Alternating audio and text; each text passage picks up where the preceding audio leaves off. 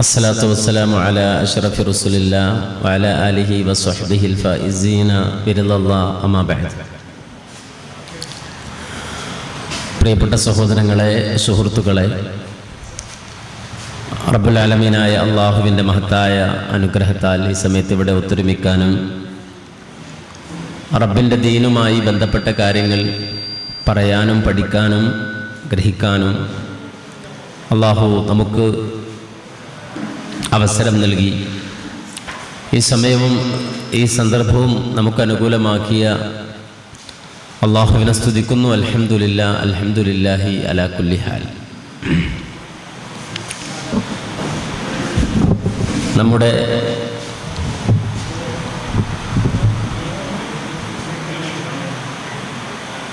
ജീവിതത്തിൽ അള്ളാഹു നൽകിയ ഏറ്റവും വലിയ നിഅമത്താണ് ഹിദായത്ത്. ആ ഹിദായത്തിൻ്റെ പ്രസരണവും പ്രചരണവുമാണ് ഐഹിക ലോകത്ത് നമുക്ക് നിർവഹിക്കാൻ കഴിയുന്ന ഏറ്റവും വലിയ ദൗത്യം.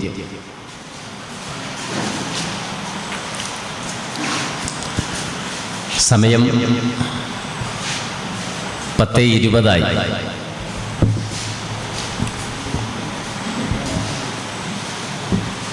നിങ്ങളുടെ ക്ഷീണം മാറ്റാൻ ഞാൻ തുടക്കത്തിൽ എൻ്റെ ക്ഷീണം പറഞ്ഞാൽ നിങ്ങളുടെ ക്ഷീണം ചിലപ്പോൾ പോയേക്കും.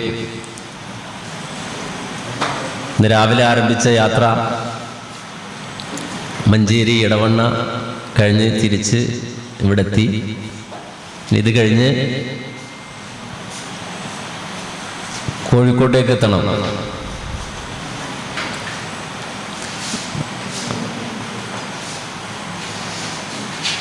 അപ്പോൾ നാളെ അവിടെ അവതരിപ്പിക്കാനുള്ള വിഷയങ്ങളും മറ്റും ഇന്ന് രാത്രി തന്നെ സെറ്റ് ചെയ്യണം. നിങ്ങളെക്കാളും ക്ഷീണത്തിലാണ് ഞാനിപ്പോൾ നിങ്ങളുടെ മുന്നിൽ എഴുന്നേറ്റ് നിൽക്കുന്നത്. അതുകൊണ്ട് നിങ്ങൾക്ക് എന്തെങ്കിലും ഒരു ക്ഷീണമോ പ്രയാസമോ തോന്നുകയാണെങ്കിൽ എന്നെ ഒന്ന് ശ്രദ്ധിച്ച് നോക്കുക. അതോടെ നിങ്ങളുടെ ക്ഷീണം മാറിക്കിട്ടും. നമ്മളിവിടെ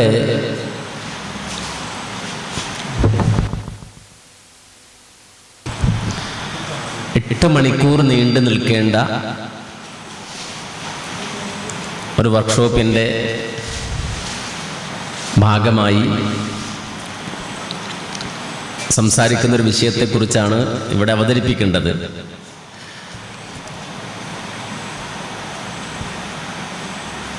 എട്ട് ടു 8 അഥവാ രാവിലെ 8 മണിക്ക് ആരംഭിച്ച് വൈകിട്ട് 8 മണിക്ക് അവസാനിക്കുന്ന സുദീർഘമായ ഒരു വർക്ക്ഷോപ്പ്. അതിനുവേണ്ടി തയ്യാർ ചെയ്ത ഒരു വിഷയം വളരെ ചുരുക്കി അവതരിപ്പിക്കുക എന്ന് പറഞ്ഞാൽ അത് വലിയൊരു സാഹസമാണ്.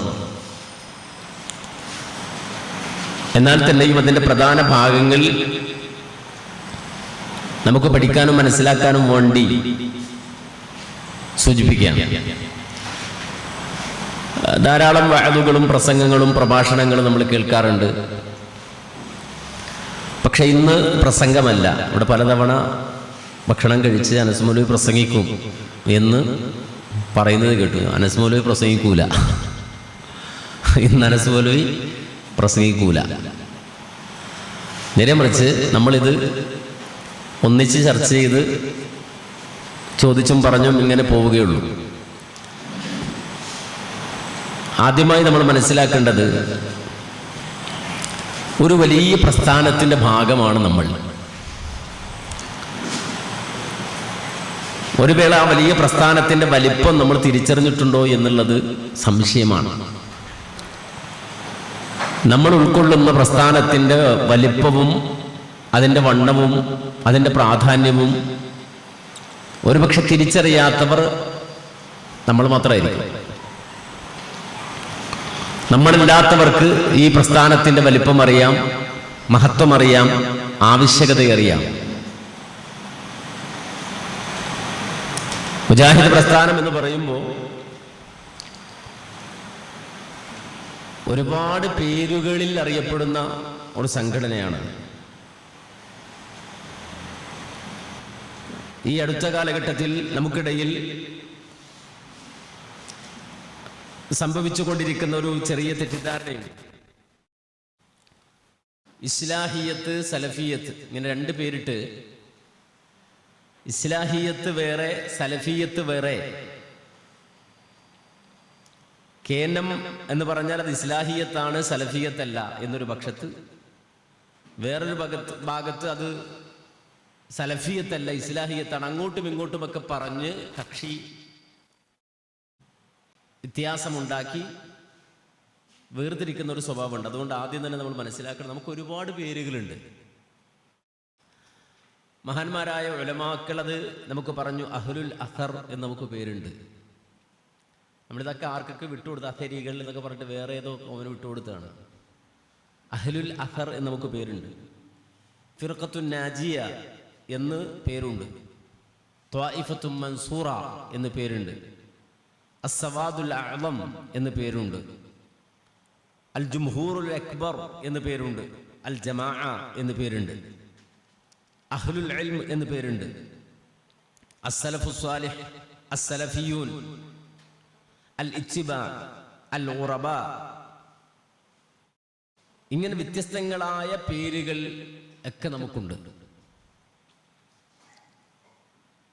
എന്തുകൊണ്ടാണ് ഈ പേരുകൾ അധികരിച്ചത്? ചിലപ്പോൾ നമ്മുടെ നാട്ടിലെ സമസ്തക്കാർ പറയും, ഇവർ ചിലപ്പോൾ മുജാഹിദ് എന്ന് പറയും, ചിലപ്പോൾ സലഫി എന്ന് പറയും, ചിലപ്പോൾ ഇസ്ലാഹിൻ്റെ ആൾക്കാരെന്ന് പറയും, ചിലപ്പോൾ ഫിർഖത്തുൻ നാജിയ, ഇങ്ങനെ ഒരുപാട് പേര് ഇവർക്ക് പറയാറുണ്ടല്ലോ.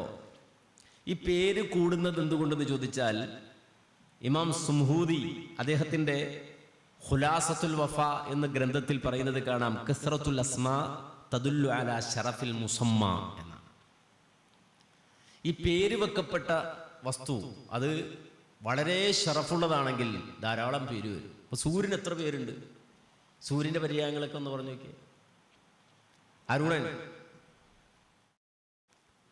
എന്ന് പറഞ്ഞാൽ സൂര്യനാണ്.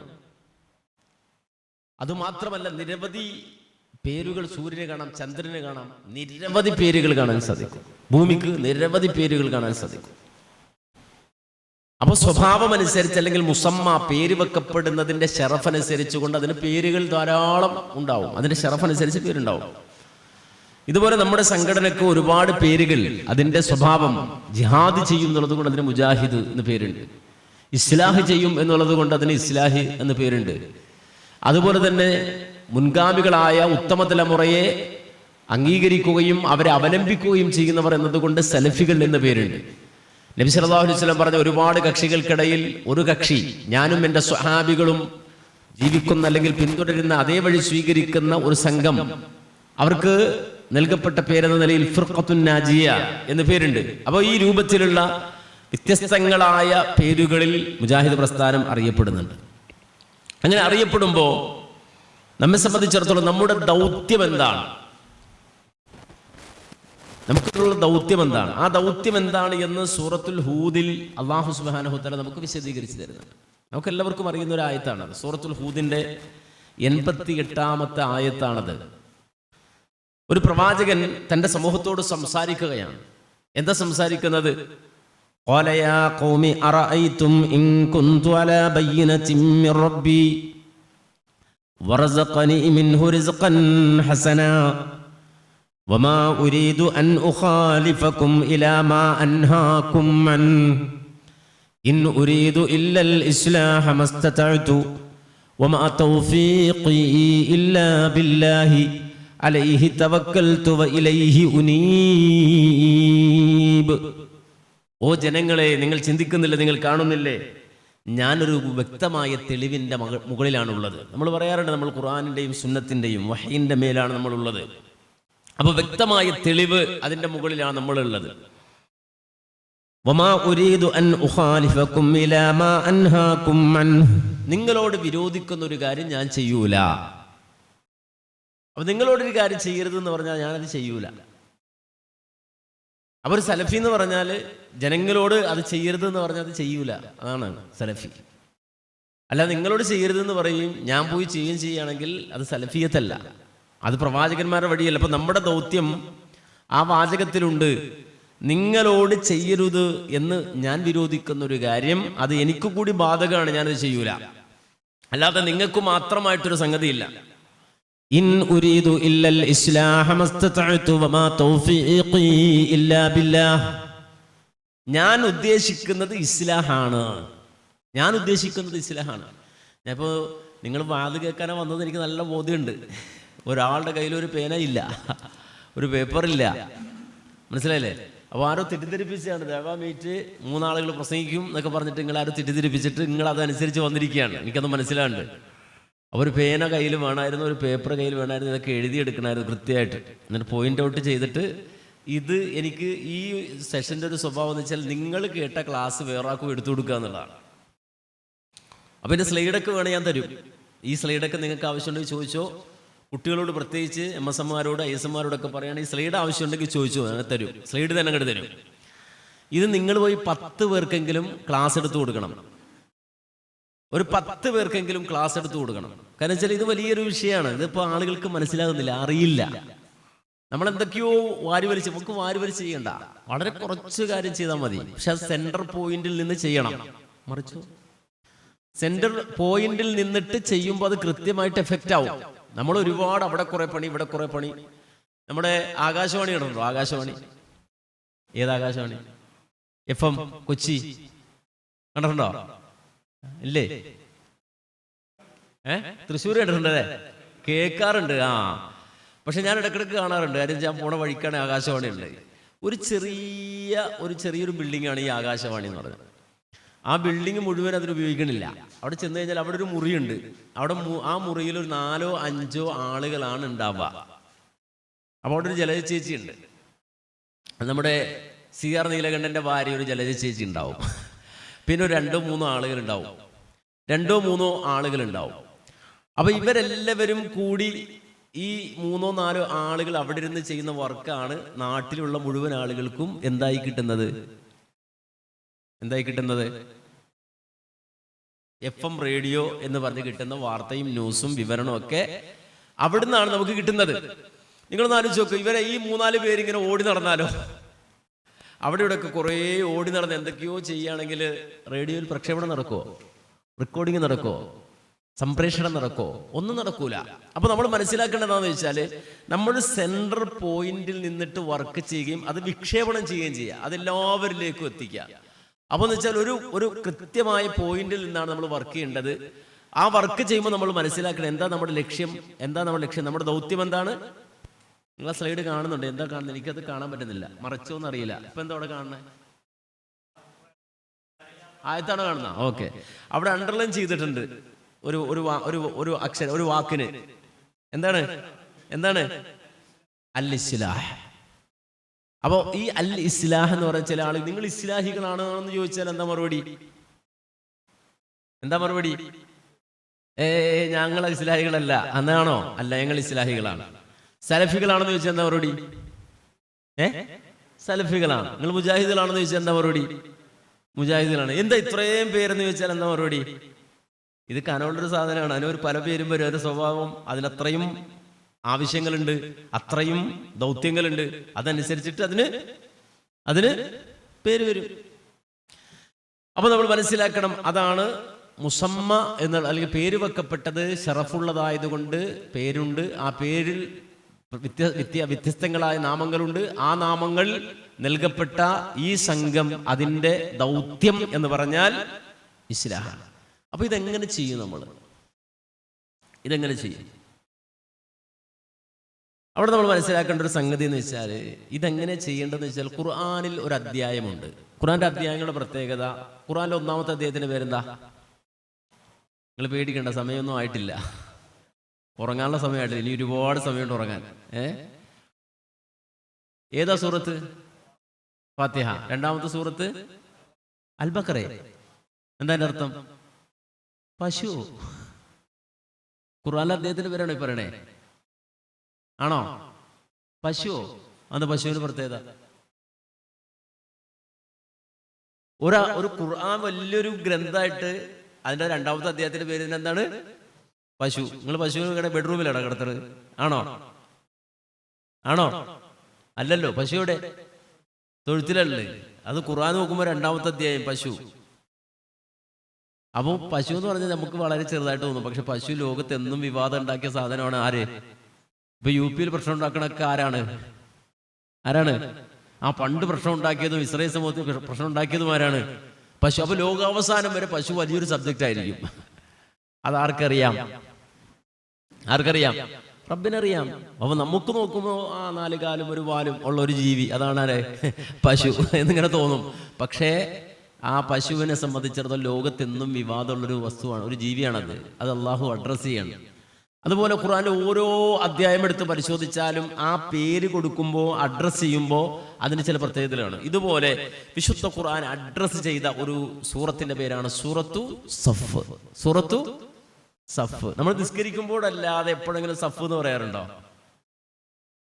നിസ്കരിക്കുമ്പോഴല്ലേ സഫ് കിട്ടേണ്ടുള്ളൂ അല്ലേ? ഈ സഫ് എങ്ങനെ കിട്ടുക? ഒരാൾക്ക് സഫ് കിട്ടാൻ പറ്റുമോ?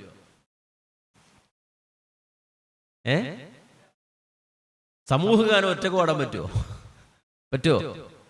ഇല്ല. അങ്ങനെ ചില ആൾക്കാരുണ്ട്, സമൂഹഗാനം ഒറ്റക്ക് പാടുന്ന ആൾക്കാരൊക്കെ ഉണ്ട് നമ്മുടെ നാട്ടില്.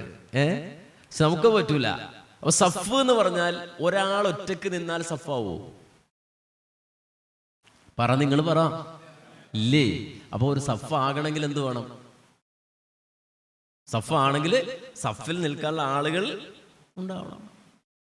അപ്പൊ ചില ആളുകൾ ഈ സംഘടന വേണോ? നമ്മളോട് സംഘടന വേണോ? ഒറ്റക്ക് അല്ലെങ്കിൽ അവനവൻ ചെയ്താൽ പോരാ. അങ്ങനല്ല. നേരെ മറിച്ച് ഖുർആനിൽ അധ്യായം തന്നെ റബ്ബ് സഫ് എന്ന് പറഞ്ഞ് കൊണ്ടുവെക്കണം. എന്ന് വെച്ചാൽ ഒരാളെ കൂടെ വെക്കണം കൂടെ. എന്ന് മാത്രമല്ല, അള്ളാഹു പ്രഖ്യാപിച്ചു, ഇന്നല്ലാഹ യുഹിബ്ബുല്ലദീന യുഖാതിലൂന ഫീ സബീലിഹി സഫൻ കഅന്നഹും ബുൻയാനും മർസൂസ്. അള്ളാഹ്ക്ക് ഇഷ്ടം ഒറ്റക്ക് പടക്കളത്തിൽ പോയിട്ട് യുദ്ധം കാണിക്കാൻ പോണ ആണോ? ഞാൻ മഹാമല്ലനാണെന്ന് പറഞ്ഞിട്ട് ഒറ്റക്ക് ഒരാൾ ഓടിപ്പോവാണ്, അയാളാണ് അള്ളാഹ്ക്ക് ഇഷ്ടം? ആണോ? അല്ല. പിന്നെങ്ങനെയാ? ഇന്നല്ലാഹ യുഹിബ്ബുല്ലദീന യുഖാതിലൂന ഫീ സബീലിഹി സഫൻ. സഫായിട്ട് നിൽക്കണം. ഒറ്റക്ക് നിൽക്കുമ്പോൾ നമ്മുടെ ഇഷ്ടത്തിന് നിൽക്കാം. പക്ഷേ ഈ സഫായിട്ട് നിൽക്കണ വെച്ച പണിയാണ്. ഒരാൾക്ക് ഒറ്റക്ക് നിൽക്കാൻ ഒരു പ്രയാസമല്ല. പക്ഷെ അസംബ്ലിയിൽ നിന്ന് നോക്ക്, അല്ലെങ്കിൽ ഒരു പട്ടാളത്തിന്റെ പരേഡ് അവിടെ നിന്ന് നോക്ക്, തോന്നുപോലെ നിൽക്കാൻ പറ്റില്ല. അവിടെ ചിട്ടയുണ്ട്. അവിടെ നിൽക്കേണ്ടടുത്ത് നിൽക്കണം, നിൽക്കേണ്ടത് പോലെ നിൽക്കണം. ചിലപ്പോൾ മുന്നിൽ നിൽക്കുന്ന ആള്, അയാളുടെ സ്വഭാവം നമുക്ക് ഇഷ്ടപ്പെടില്ല, പക്ഷെ നിൽക്കേണ്ട പോലെ തന്നെ നിന്നോണം. എനിക്ക് അയാളെ ഇഷ്ടമല്ല, എന്ന് പറയാൻ പറ്റില്ല. അപ്പൊ സഫൻ എന്ന് പറഞ്ഞാൽ വിശുദ്ധ ഖുർആൻ വളരെ കൃത്യമായി പറയുന്ന ഒരു കാര്യമാണ്, അണി ആയി നിന്ന് പഠിക്കണം. അപ്പൊ ഇതൊരു ഇസ്ലാഹി പ്രവർത്തന മനസ്സിൽ എപ്പോഴും ഉണ്ടാകണം. നമ്മുടെ ഒരു പ്രശ്നം എന്ന് വെച്ചാൽ, നമ്മളൊരാളുണ്ടെങ്കിൽ ആ മരിക്കണത് വരെ നമ്മൾ ആണോ? അങ്ങനെയാണോ വേണ്ടത്? അല്ലാന്ന് ഖുർആൻ പറയാണ്. ഇപ്പൊ നമുക്കറിയാം മൂസാ നബിയുടെ ചരിത്രം ഖുർആൻ പറഞ്ഞാണ്. മൂസാ അലൈഹിസ്സലാം തിരിച്ചു വരുമ്പോൾ, ഞാൻ എളുപ്പം പറയാം, തുരിസീന പർവ്വതത്തിന് മുകളിൽ പ്രകാശം കണ്ട് കുടുംബത്തോടൊത്തി ഓടിച്ചെന്നു. അള്ളാഹ് എന്താ പറഞ്ഞത്? ഇന്നനി അനല്ലാഹ് ലാ ഇലാഹ ഇല്ലാന ഫഅ്ബുദ്നി. ഞാൻ അള്ളയാണ്, എന്നെ മാത്രം ഇബാദത്ത് ചെയ്യണം. അനഖ്തർതുക, നിന്നെ ഞാൻ തിരഞ്ഞെടുത്തു. ഫസ്തമി ലിമാ യൂഹാ, പറയുന്നത് ശ്രദ്ധിച്ച് കേൾക്കണം. എന്നിട്ട് അള്ളാഹ് പറഞ്ഞെന്താ? ഇദ്ഹബ് ഇലാ ഫിറഔൻ, ഫറോവയുടെ അടുക്കൽ പോയിട്ട് തൗഹീദ് പറയണം. ആരാ പറഞ്ഞത്? കമ്മിറ്റി കൂടി എല്ലാവരും കൂടെ ഒരാളെ തെരഞ്ഞെടുത്ത് വിട്ടാണോ? ആണോ? അല്ലേ? നേരെ മറിച്ച് നേർക്ക് നേരെ അള്ളാഹു ഒരാളെ വിളിച്ചിട്ട് പറയണം, അനഖ്തർതുക, നിന്നെ ഞാൻ തെരഞ്ഞെടുത്തടിച്ച് പോയിട്ട് തൗഹീദ് പറയണം എന്ന് പറഞ്ഞാൽ മൂസാ നബി ഉടൻ തന്നെ വടിയെടുത്ത് ഓടുകയാണോ? ആണോ? അല്ല. മൂസാ നബി ദുആ ചെയ്തു. എന്താ ദുആ ചെയ്തത്? റബ്ബിശ്റഹ്ലി വയസ്സിർലി വഹ്ലുൽ ഉഖ്ദതൻ യഫ്ഖഹു, പിന്നെ യഫ്ഖഹു ഖൗലി, പിന്നെ ബാക്കി എന്താ? ഹാറൂൻ അഖിക്ക് മുമ്പുണ്ട്. എന്താണ്? എന്റെ ഈ കാര്യത്തിൽ ഒരാളെ കൂടി എനിക്ക് വേണം, എന്റെ കൂടെ ഒരാളെ കൂടി എനിക്ക് വേണം. അശ്രിക്കുഹു ഫി അംരി, എന്റെ ഈ കാര്യത്തിൽ അവൻ കൂടി പങ്കുചേരണം. അതാരാ ആകുന്നതാ നല്ലത്? ഹാറൂൻ അഖി, എന്റെ സഹോദരൻ ഹാറൂൻ ആകലാണ് നല്ലത്. ആ മൂസാ നബി ഒറ്റക്കാണോ പോയത്? ആണോ? അതാ പോയിക്കൂടെ? ഒറ്റക്ക് പോയിക്കൂടെ? പടച്ചു നേരിട്ട് പറഞ്ഞല്ലേ? അല്ലേ? അപ്പോ അവിടെ എല്ലാം ഉണ്ട്. റബ്ബിശ്റഹ് ലി സ്വദ്രി, ഒന്ന് വേണ്ടത് എൻ്റെ മനസ്സിന് വിശാലത തരണേ അല്ലാഹ്. ഒരാൾക്ക് മുസ്ലിം ആണെങ്കിൽ ആദ്യം വേണ്ടത് വലിപ്പം വെക്കേണ്ടത് വീടിനാണോ? ആണോ? ഒരാൾക്ക് മുസ്ലിം ആണെങ്കിൽ ആദ്യം വലിപ്പം വേണ്ടത് എന്തിനാ? പള്ളിക്കാ ആണോ? അലം നശ്റഹ്,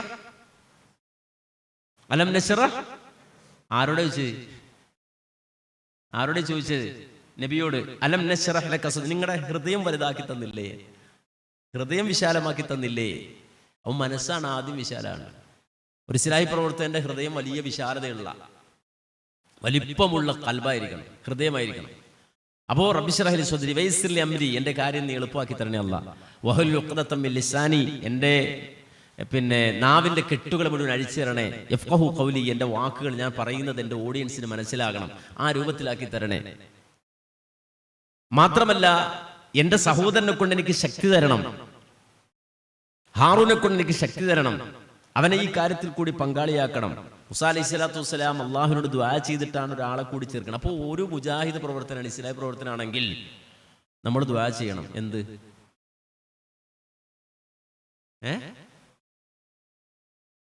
എന്ത്? നിങ്ങൾ പറ. നിങ്ങൾ മനസ്സിലായില്ലേ ഞാൻ പറഞ്ഞത്? എന്താ മിണ്ടാത്തതാ നിങ്ങള്? അല്ലെങ്കിൽ വല്ല ബേജാറുണ്ടോ? ഒരാളൂടെ വന്ന പടച്ചോനെ ഇത് പുലിവാല പോലും, ഇത് അഡ്ജസ്റ്റ് ചെയ്ത് ഞാനിങ്ങനെ കൊണ്ടുപോവാണ്. അപ്പോൾ നമ്മൾ നമ്മൾ ഒറ്റക്ക് എന്നുള്ള ചിന്തയെ കൽബിൽ നിന്ന് നമ്മൾ എടുത്തു കളയും. ഒരാളെങ്കിലും എൻ്റെ കൂടെ ഈ പണിക്ക് ഉണ്ടാവണം. അതെല്ലാ കാര്യത്തിലും നബി പറഞ്ഞു, ഒറ്റക്ക് യാത്ര ചെയ്യുന്നവൻ ആരാ? പറഞ്ഞോ? എന്താ മിണ്ടാത്തത്? അറിയാത്തതുകൊണ്ടാണോ? ഞാൻ പറയാം, ശൈത്താനുൻ. അവൻ ആരാണ്? അവൻ ശൈത്താനാണ്. രണ്ടുപേര് പോയാലോ? എന്താ മിണ്ടാത്ത? എന്താ? ശൈത്താനാനി, അവൻ രണ്ട് ശൈത്താനാണ്, രണ്ട് ശൈത്താന്മാരാണ്. മൂന്നാള് വേണം. എങ്ങനെ? യാത്ര പോകുമ്പോഴേ മൂന്നാള് നിൽക്കണം. ആ റസൂലുള്ള ഒരു കാര്യം പറഞ്ഞാൽ അത് എല്ലാത്തിലും നമുക്ക് പ്രൊട്ടക്ഷന് വേണ്ടി പറയുന്ന കാര്യങ്ങളാണ്. അത് റസൂലാ പറയണത്, പ്രവാചകനാ പറയണത്. 3 പേര് യാത്ര പോകുമ്പോൾ ഒരാൾ ആരാകണം? അമീറാകണം.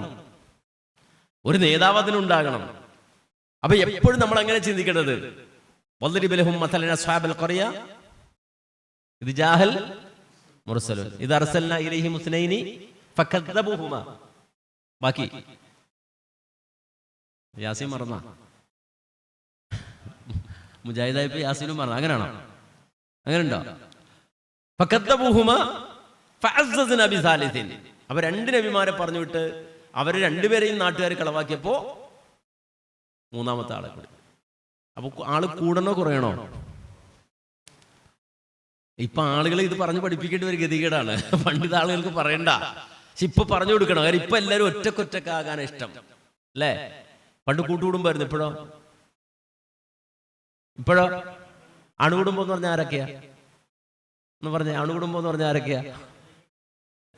ഞാനും എൻ്റെ കെട്ടിയോളും കുട്ടിയോളും. ഇപ്പൊ കുട്ടിയോളും കെട്ടിയോളൊക്കെ എങ്ങനെയുള്ള കൂട്ടത്തിൽ തന്നെ ഉണ്ടോ?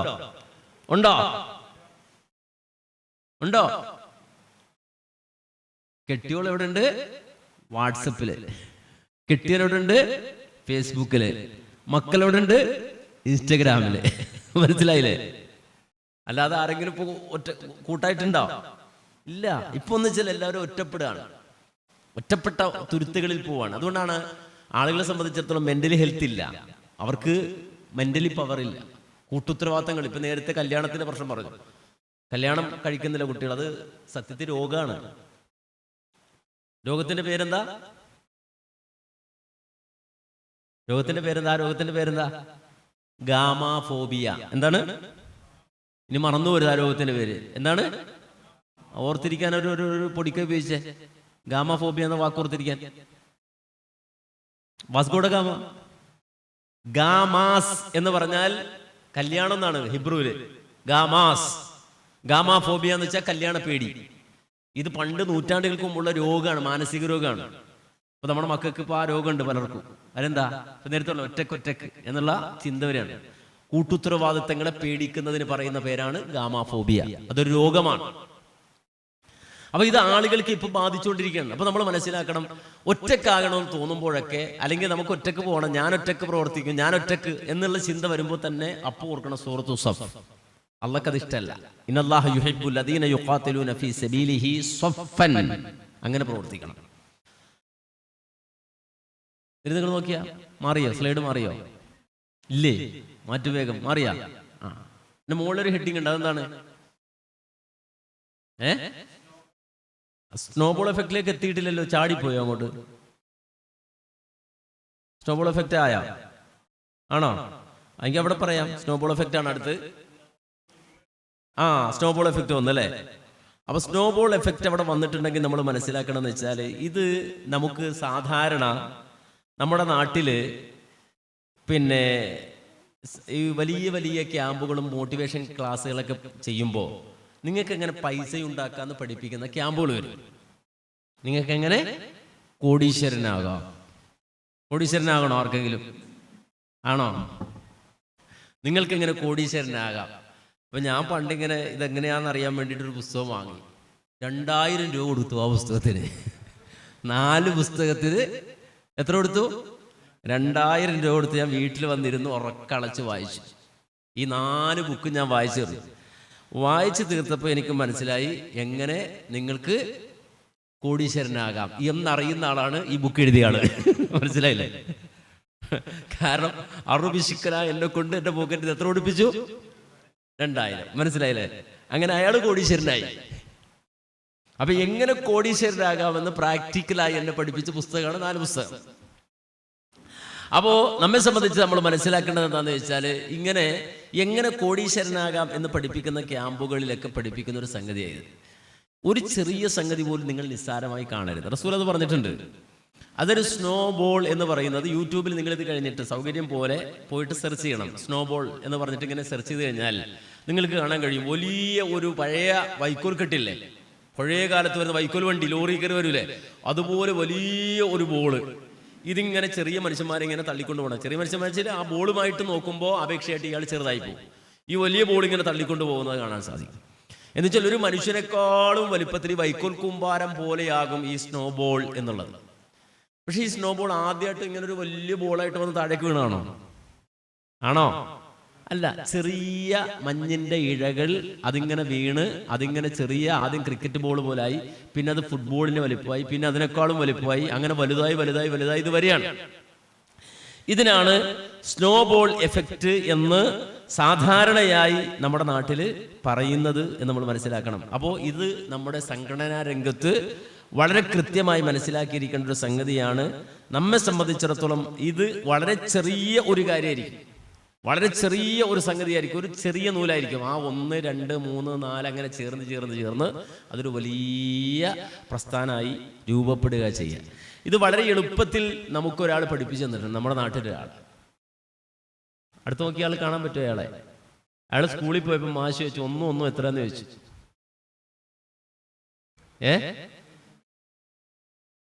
അവിടെ ബഷീറിക്ക് ഒന്നും എത്രയാന്ന് ചോദിച്ചു. കുട്ടികളെല്ലാരും പറഞ്ഞു, എന്താ പറഞ്ഞു? 2. ഒരുത്തം മാത്രം പറഞ്ഞു വലിയൊന്ന് എന്ന് പറഞ്ഞു. അപ്പോ അത് വലിയൊരു അറിവാണ്. 1 എന്നുള്ളത് അത് വലിയൊന്നാവുക എന്നുള്ളത് പറഞ്ഞാൽ 2 പുഴകൾ ഒന്നിച്ചു ചേർന്നാൽ എന്താ സംഭവിക്കുക? 2 ചെറിയ പുഴകൾ ഒന്നിച്ച് ചേർന്നാൽ ഇത് വലിയൊരു പുഴയാവും. അല്ലാതെ ഒന്നും കൂടെ ചേർന്നപ്പോ 2 ആവോ? അപ്പോ ഈ വലിയ ഒന്നാകുക എന്ന് പറയുന്ന പ്രതിഭാസം നമ്മെ സംബന്ധിച്ചിടത്തോളം നമ്മൾ കൃത്യമായിട്ട് മനസ്സിലാക്കണം. അത് നമ്മെ സംബന്ധിച്ചിടത്തോളം നമ്മൾ മനസ്സിലാക്കിയിരിക്കേണ്ട ഒരു സംഗതിയാണ്. നമുക്ക് വലിയ ഈ സ്നോബോളുകളായി വലിയ എഫക്റ്റുകൾ സൃഷ്ടിച്ച് മുന്നോട്ട് പോകേണ്ടതുണ്ട്. ഇത് നോക്ക്, നെക്സ്റ്റ് എന്തായാലും അതുകൊണ്ട് വഴിവെട്ടുന്നവർ. അപ്പൊ എല്ലാവരും ഒരുപോലല്ല, എല്ലാവരും ഒരുപോലെ. ഈ വലുതാകാൻ ആഗ്രഹിക്കുമ്പോൾ നമ്മൾ മനസ്സിലാക്കണം, നമുക്ക് വഴിവെട്ടി തന്ന ആളുകളാണ് നമ്മുടെ മാതാപിതാക്കൾ. നമ്മുടെ മാതാപിതാക്കൾ വെട്ടിയ വഴിയിലൂടെ ആര് നടക്കുന്നത്? നമ്മൾ തന്നെ വന്ന് വഴിവെട്ടുകയാണോ? ആണോ? അല്ല. നേരെ മറിച്ച് വഴിവെട്ടുക എന്ന ഒരു വലിയ സംവിധാനം, വലിയ ഒരു കാര്യമുണ്ട് നമ്മൾ ആദ്യം മനസ്സിലാക്കണം. എന്ന് വെച്ചാൽ എല്ലാവരും ഒരുപോലല്ല. ഇതിൻ്റെ പ്രാധാന്യം മനസ്സിലാക്കാനുള്ള ആയത്താണ് സൂറത്തുൽ ഹശ്റിലെ ആയത്ത്. സൂറത്തുൽ ഹശ്റിലെ 9-ാമത്തെ ആയത്ത്. ഈ 9-ാമത്തെ ആയത്തിൽ അള്ളാഹു പറയുന്നത്, ശ്രദ്ധിച്ച് നോക്കണം കേട്ടോ. അതിനകത്ത് ഞാൻ ഇപ്പോൾ ചോദ്യം ചോദിക്കും അതുമായിട്ട് ബന്ധപ്പെട്ട്. വല്ലദീന തബവ്വഉ ദാറ വൽ ഈമാന മിൻ ഖബ്ലിഹി. എന്താണ് അർത്ഥം? വല്ലദീന, നിങ്ങൾ QHLS ഒക്കെ പഠിക്കണല്ലേ? അല്ലദീന എന്ന് വെച്ചാൽ ഒരു കൂട്ടർ. തബവ്വഉ, ബവ്വഅ യുബവ്വിഉ, തബവ്വഉ, തബവ്വഅ യതബവ്വഉ. തബവ്വഉ എന്ന് പറഞ്ഞാൽ എന്താണ് അർത്ഥം? ഒരുക്കി, അവർ സെറ്റ് ചെയ്തു, അവർ സംഘടിപ്പിച്ചു, അല്ലെങ്കിൽ അവർ ശരിയാക്കി. തബവ്വഉ, അവർ ഒരുക്കി വെച്ചു. എന്തിനെ? അദ്ദാറ, ദാറുൻ. ദാറുൻ നിങ്ങളത് പറയുമ്പോൾ വിശാല, നിങ്ങൾ നല്ല പത്തിരിയൊക്കെ കഴിച്ചിട്ട് ഇങ്ങനെ ഇരിക്കണ. അദ്ദാറുൻ, 1-ാം ക്ലാസ്സിൽ പോയിരിക്കും അങ്ങന്മാരെ. ദാറുൻ, വീട്. മനസ്സിലായോ? അപ്പോ വീടൊരുക്കി വെച്ചു. അപ്പൊ ആദ്യം ഒരുക്കി വെച്ച എവിടെയാണ്?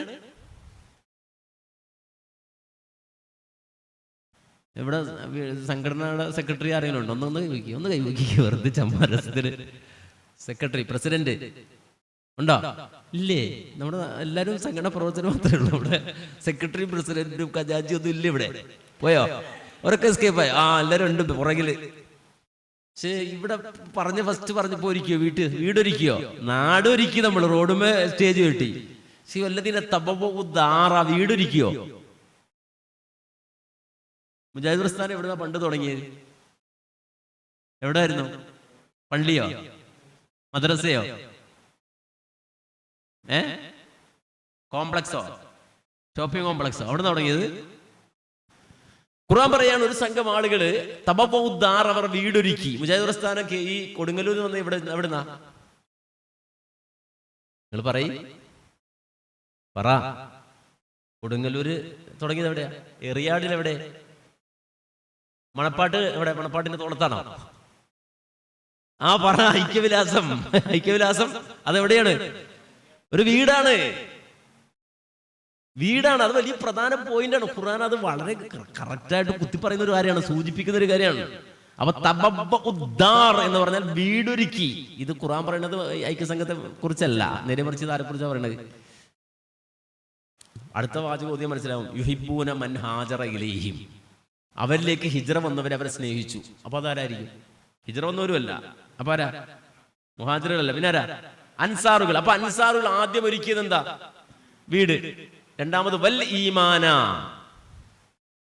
വീടിന് പുറമെ എന്തൊരുക്കി? ഈമാനും ഒരുക്കി വെച്ചു. മിൻ ഖബ്ലിഹിം, ആയത്തിന് അർത്ഥം മനസ്സിലാൻ വേണ്ടിയിട്ട് ചോദിക്കണേ. മിൻ ഖബ്ലിഹിം, അവർക്ക് മുമ്പ്. ആർക്ക് മുമ്പ്? മുഹാജിറുകൾക്ക് മുമ്പ്. മുഹാജിറുടെ നേതാവാരാ?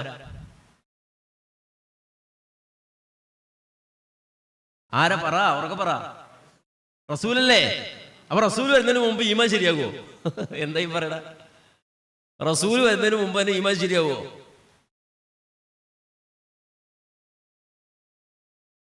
മനസ്സിലായോ? അപ്പോ അഥവാ മുഹാജിറുകൾ വരുന്നതിന് മുമ്പ് തന്നെ ഒരു സംഘം ആളുകൾ അവരവരുടെ ഈമാനും ശരിയാക്കി വെച്ചു. പിന്നെന്ത് ശരിയാക്കി വെച്ചു? വീട് ശരിയാക്കി. അവരാണ് ഒരുങ്ങുന്ന ആളുകൾ, ഒരുക്കുന്ന ആളുകൾ. അപ്പോ ഇനി മറിച്ചോ? അടുത്തെന്താ? ഒരു ഹദീസ് അവിടെ ഒരു 10 എന്ന് കാണാം അല്ലേ? വലത്തെ സൈഡ് 10 കയറുന്ന കാണുന്നില്ലേ? 10 കൊല്ലം അല്ലേ? ഇത് നമ്മൾ വളരെ കൃത്യമായി മനസ്സിലാക്കേണ്ട വളരെ പ്രധാനപ്പെട്ട ഒരു പോയിന്റാണ്. മുസ്നദ് അഹമ്മദിന്റെ 14653 ഹദീസാണ്. അപ്പൊ ചില ആൾക്കാർ ചോദിക്കും, 14300 ഹദീസോ? 14300 ഇനിയുണ്ട് അതിൽ കുറെ ഹദീസുകൾ. അപ്പോ ഈ 14653 ഹദീസിൽ പറയുന്ന റസൂലുള്ളാഹിന്റെ 10 കൊല്ലത്തെ ജീവിതമാണ്. എന്ന് വെച്ചാൽ റസൂലുള്ളാഹിക്ക് നുബുവത്ത് കിട്ടി 40-ാമത്തെ വയസ്സിൽ 50 വയസ്സ് വരെ റസൂലുള്ളാഹ് എങ്ങനെയായിരുന്നു എന്നാണ് പറയുന്നത്. അവിടെ അടിവരയിട്ട ഭാഗത്ത് കാണാം ലബിത അശറ സിനീന, നബി 10 കൊല്ലം കഴിഞ്ഞു, ജീവിച്ചു. എങ്ങനെ? യത്ബഉൽ ഹാജ്ജ ഫി മനാസിലിഹിം ഫിൽ മൗസിമി വബി മജന്നതി വബി ഉഖാൽ വബി മനാസിലിഹിം ബി മിനൻ. അഥവാ റസൂലുള്ളാഹി സ്വല്ലല്ലാഹു അലൈഹി വസല്ലമ ഹജ്ജിന്റെ വേളകളിലും അതുപോലെ മജന്നയിലും ഒക്കാദിലും ഒക്കെ ചെന്നുകൊണ്ട് ആളുകളോട് ചോദിക്കുകയാണ്. ചോദ്യം എന്താണ്? മയ്യുവീനി മയ്യൻസുർനി, ആരാണ് എന്നെ സഹായിക്കുക, ആരാണ് എനിക്ക് അഭയം തരിക? എത്ര വയസ്സ് വരെ? എത്ര വയസ്സ് വരെ? എത്ര വയസ്സ് വരെ? 50 വയസ്സ് വരെ. എത്ര വയസ്സ് വരെ? 50 വയസ്സ് വരെ. നമ്മുടെ ജീവിതത്തിൽ 50-ാമത്തെ വയസ്സിൽ ആരോടെങ്കിലും പോയി ഇത് ചോദിക്കേണ്ടി വന്നിട്ടുണ്ടോ?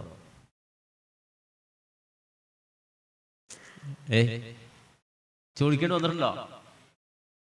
എനിക്ക് ആരാ അഭയം തരും, എന്നെ ആരാ സഹായിക്കാന്ന് ചോദിച്ചിട്ടുണ്ടോ? എന്തുകൊണ്ടാണ് ചോദിക്കാൻ വേണ്ടി വരാത്തത്? നമ്മൾ മിടുക്കന്മാരും റസൂൽ അത്ര മിടുക്കില്ലാത്ത ആളോ? അതുകൊണ്ടാണോ? ആണോ? പറഞ്ഞ മനസ്സിലാണ്ടോ? ആരെങ്കിലും എന്നെ ഏറ്റെടുക്കുന്നവർ പോകണ്ടോ, അല്ലെങ്കിൽ എന്നെ സഹായിക്കുന്ന ചെല്ലണ്ടോ? ചെന്നിട്ടുണ്ടോ? ഇല്ല. എന്തുകൊണ്ട്? പണിയില്ല നമുക്ക്. എന്തിന് നമുക്കാണ് ചോദിക്കേണ്ട കാര്യം എന്താ? കാരണം നമ്മളിപ്പോ എന്തെങ്കിലും ഒരു ദിവസം നടത്തില്ല, എവിടെ നടത്താ? ഈ പരിപാടി ഇപ്പൊ എവിടെ വെച്ചേ? നമ്മുടെ മദ്രസയില് ഇവിടെ ചെന്ന് മയ്യസുറി വയ്യുവീനി എന്ന് ചോദിക്കേണ്ട കാര്യമുണ്ടോ? എന്നാ ചെളിങ്ങനാട് കൊണ്ടൊരു പരിപാടി വെക്കുവോ? എന്താ ചിരിച്ചെല്ലാരും? എന്താ നിങ്ങൾ ചിരിക്കണെന്താ? നിങ്ങള് തെണ്ട പിച്ചച്ചട്ടി എടുക്കേണ്ടി വരും എന്നറിയാം നിങ്ങൾക്ക്, അല്ലെ? നന്നായിട്ട് അറിയാം. തെണ്ടലല്ലോ പിച്ചച്ചട്ടി എടുക്കേണ്ടി വരും, അല്ലെ മുതുകത്ത് പാള കിട്ടി വെക്കേണ്ടി വരും. അടികിട്ടി ഓടുമ്പോ പറയേണ്ടി വരുന്നു മയ്യൂമീനി മയ്യസുറി, എന്നെ ആരാ അഭയം തരും, എന്നെ ആരാ എന്നെ സഹായിക്കാതെ ചോദിക്കേണ്ടി വരും, അല്ലേ? അപ്പൊ വ്യത്യാസം മനസ്സിലാക്കണം. നമ്മൾ പണിയെടുക്കാത്തതുകൊണ്ടാണ് ആ ചോദ്യം ചോദിക്കേണ്ടി വരാത്തത്. റസൂലുള്ളാഹി സ്വല്ലല്ലാഹു അലൈഹി വസല്ലം മക്കത്ത് നിന്ന് ചോദിക്കാണ്, എന്നെ സഹായിക്കണ ആരാണ്? ഹത്താ ഉബല്ലിഗ റിസാലാത്തി റബ്ബി വലഹുൽ ജന്ന. ഈ സന്ദേശം ഒന്ന് പറയാനാണ്, വേറൊന്നും തരണ്ട. നിങ്ങൾ എനിക്ക് ബിരിയാണി വെച്ച് തരണ്ട, പൈസ തരണ്ട, ഒന്നും തരണ്ട. ഇതെനിക്ക് പറയാൻ ഒരു സാഹചര്യം, ഒരു സഹായം, ഒരു അഭയം തരണം. വലഹുൽ ജന്ന, അവന് സ്വർഗ്ഗം ഉണ്ടെന്ന് പറഞ്ഞ് റസൂൽ നടന്നത് എത്ര കൊല്ലം? എത്ര കൊല്ലം? 10 വർഷം. അപ്പൊ നബിക്ക് എത്ര വയസ്സായി? 50 വയസ്സായ പ്രവാചകൻ തൊട്ടടുത്ത 3 വർഷം കഴിഞ്ഞപ്പോൾ മദീനയിലെ രാജാവായി. തൊട്ടടുത്ത 3 വർഷം കഴിഞ്ഞപ്പോ ആരായി? എങ്ങനെ എന്ന ചോദ്യത്തിനാണ് ഞാൻ നേരത്തെ പറഞ്ഞ വഴിവെട്ടി ആളുകൾ വരുന്നത്. വഴിവെട്ടി ആളുകളിൽ ഒരാള്, അദ്ദേഹത്തിന്റെ ചരിത്രം വളരെ പ്രധാനപ്പെട്ടതാണ്, വളരെ ഡീറ്റെയിൽഡ് ആയിട്ട് പഠിക്കേണ്ട ഒരു ചരിത്രമാണ്. ഇദ്ദേഹമാണ് ആദ്യമായി ഇസ്ലാം സ്വീകരിച്ച അൻസാരി. മദീനയിൽ നിന്ന് ആദ്യം ഇസ്ലാം സ്വീകരിച്ച ആള്, മദീനയിൽ ആദ്യമായി സ്വന്തം വീട്ടിൽ സ്വന്തം ബെഡ്റൂം ഒരു സെന്ററാക്കി മാറ്റിയ ആള്, മാത്രമല്ല ഒന്നാമതായി അഖബ ഉടമ്പടിയിൽ പ്രവാചകന്റെ കൈപിടിച്ചയാള്, സ്വന്തം കുടുംബവുമായി വന്ന റസൂലുള്ളാഹിയുമായി ആദ്യമായി ബൈഅത്ത് ചെയ്ത ആള്, മദീനയിൽ ആദ്യമായി ജുമുഅക്ക് നേതൃത്വം നൽകിയ ആള്, മദീനയിൽ ആദ്യമായി പള്ളി വെച്ചയാള്. ഇദ്ദേഹത്തിന്റെ വയസ്സ് 20. ആ 20-ാമത്തെ വയസ്സിൽ ഇത് മുഴുവനും അദ്ദേഹം ചെയ്തു. അദ്ദേഹത്തിന്റെ പേരാണ് അസ്അദ് ബിനു. ഒന്ന് ബോർഡിലേക്ക് നോക്കിക്കോ, ഉറക്കമുണ്ടെങ്കിൽ സ്വപ്നം കാണുമ്പോൾ എനിക്ക് തോന്നും. ഒന്ന് വായിച്ച അസ്അദ് ബിനു സുറാറ. ഇദ്ദേഹമാണ് 20-ാമത്തെ വയസ്സിൽ മുസ്ലിമായി റസൂലുള്ളാഹിയെ കണ്ടുമുട്ടി, റസൂലുള്ളാഹിന്റെ കൈപിടിച്ച് റസൂലുള്ളാഹിയിൽ നിന്ന് ദീൻ കേട്ട് നാട്ടിൽ പോയി വീട് സെന്ററാക്കി, ഓഫീസാക്കി. അവിടെ മഹാനായ സ്വഹാബി, ആ സ്വഹാബി, നമ്മുടെ കഫൻ തുണി ഇല്ലാതെ പോയ സ്വഹാബിയുടെ പേരെന്തായിരുന്നു? ആരായിരുന്നു? മിസ്അബ് ബിൻ ഉമൈർ.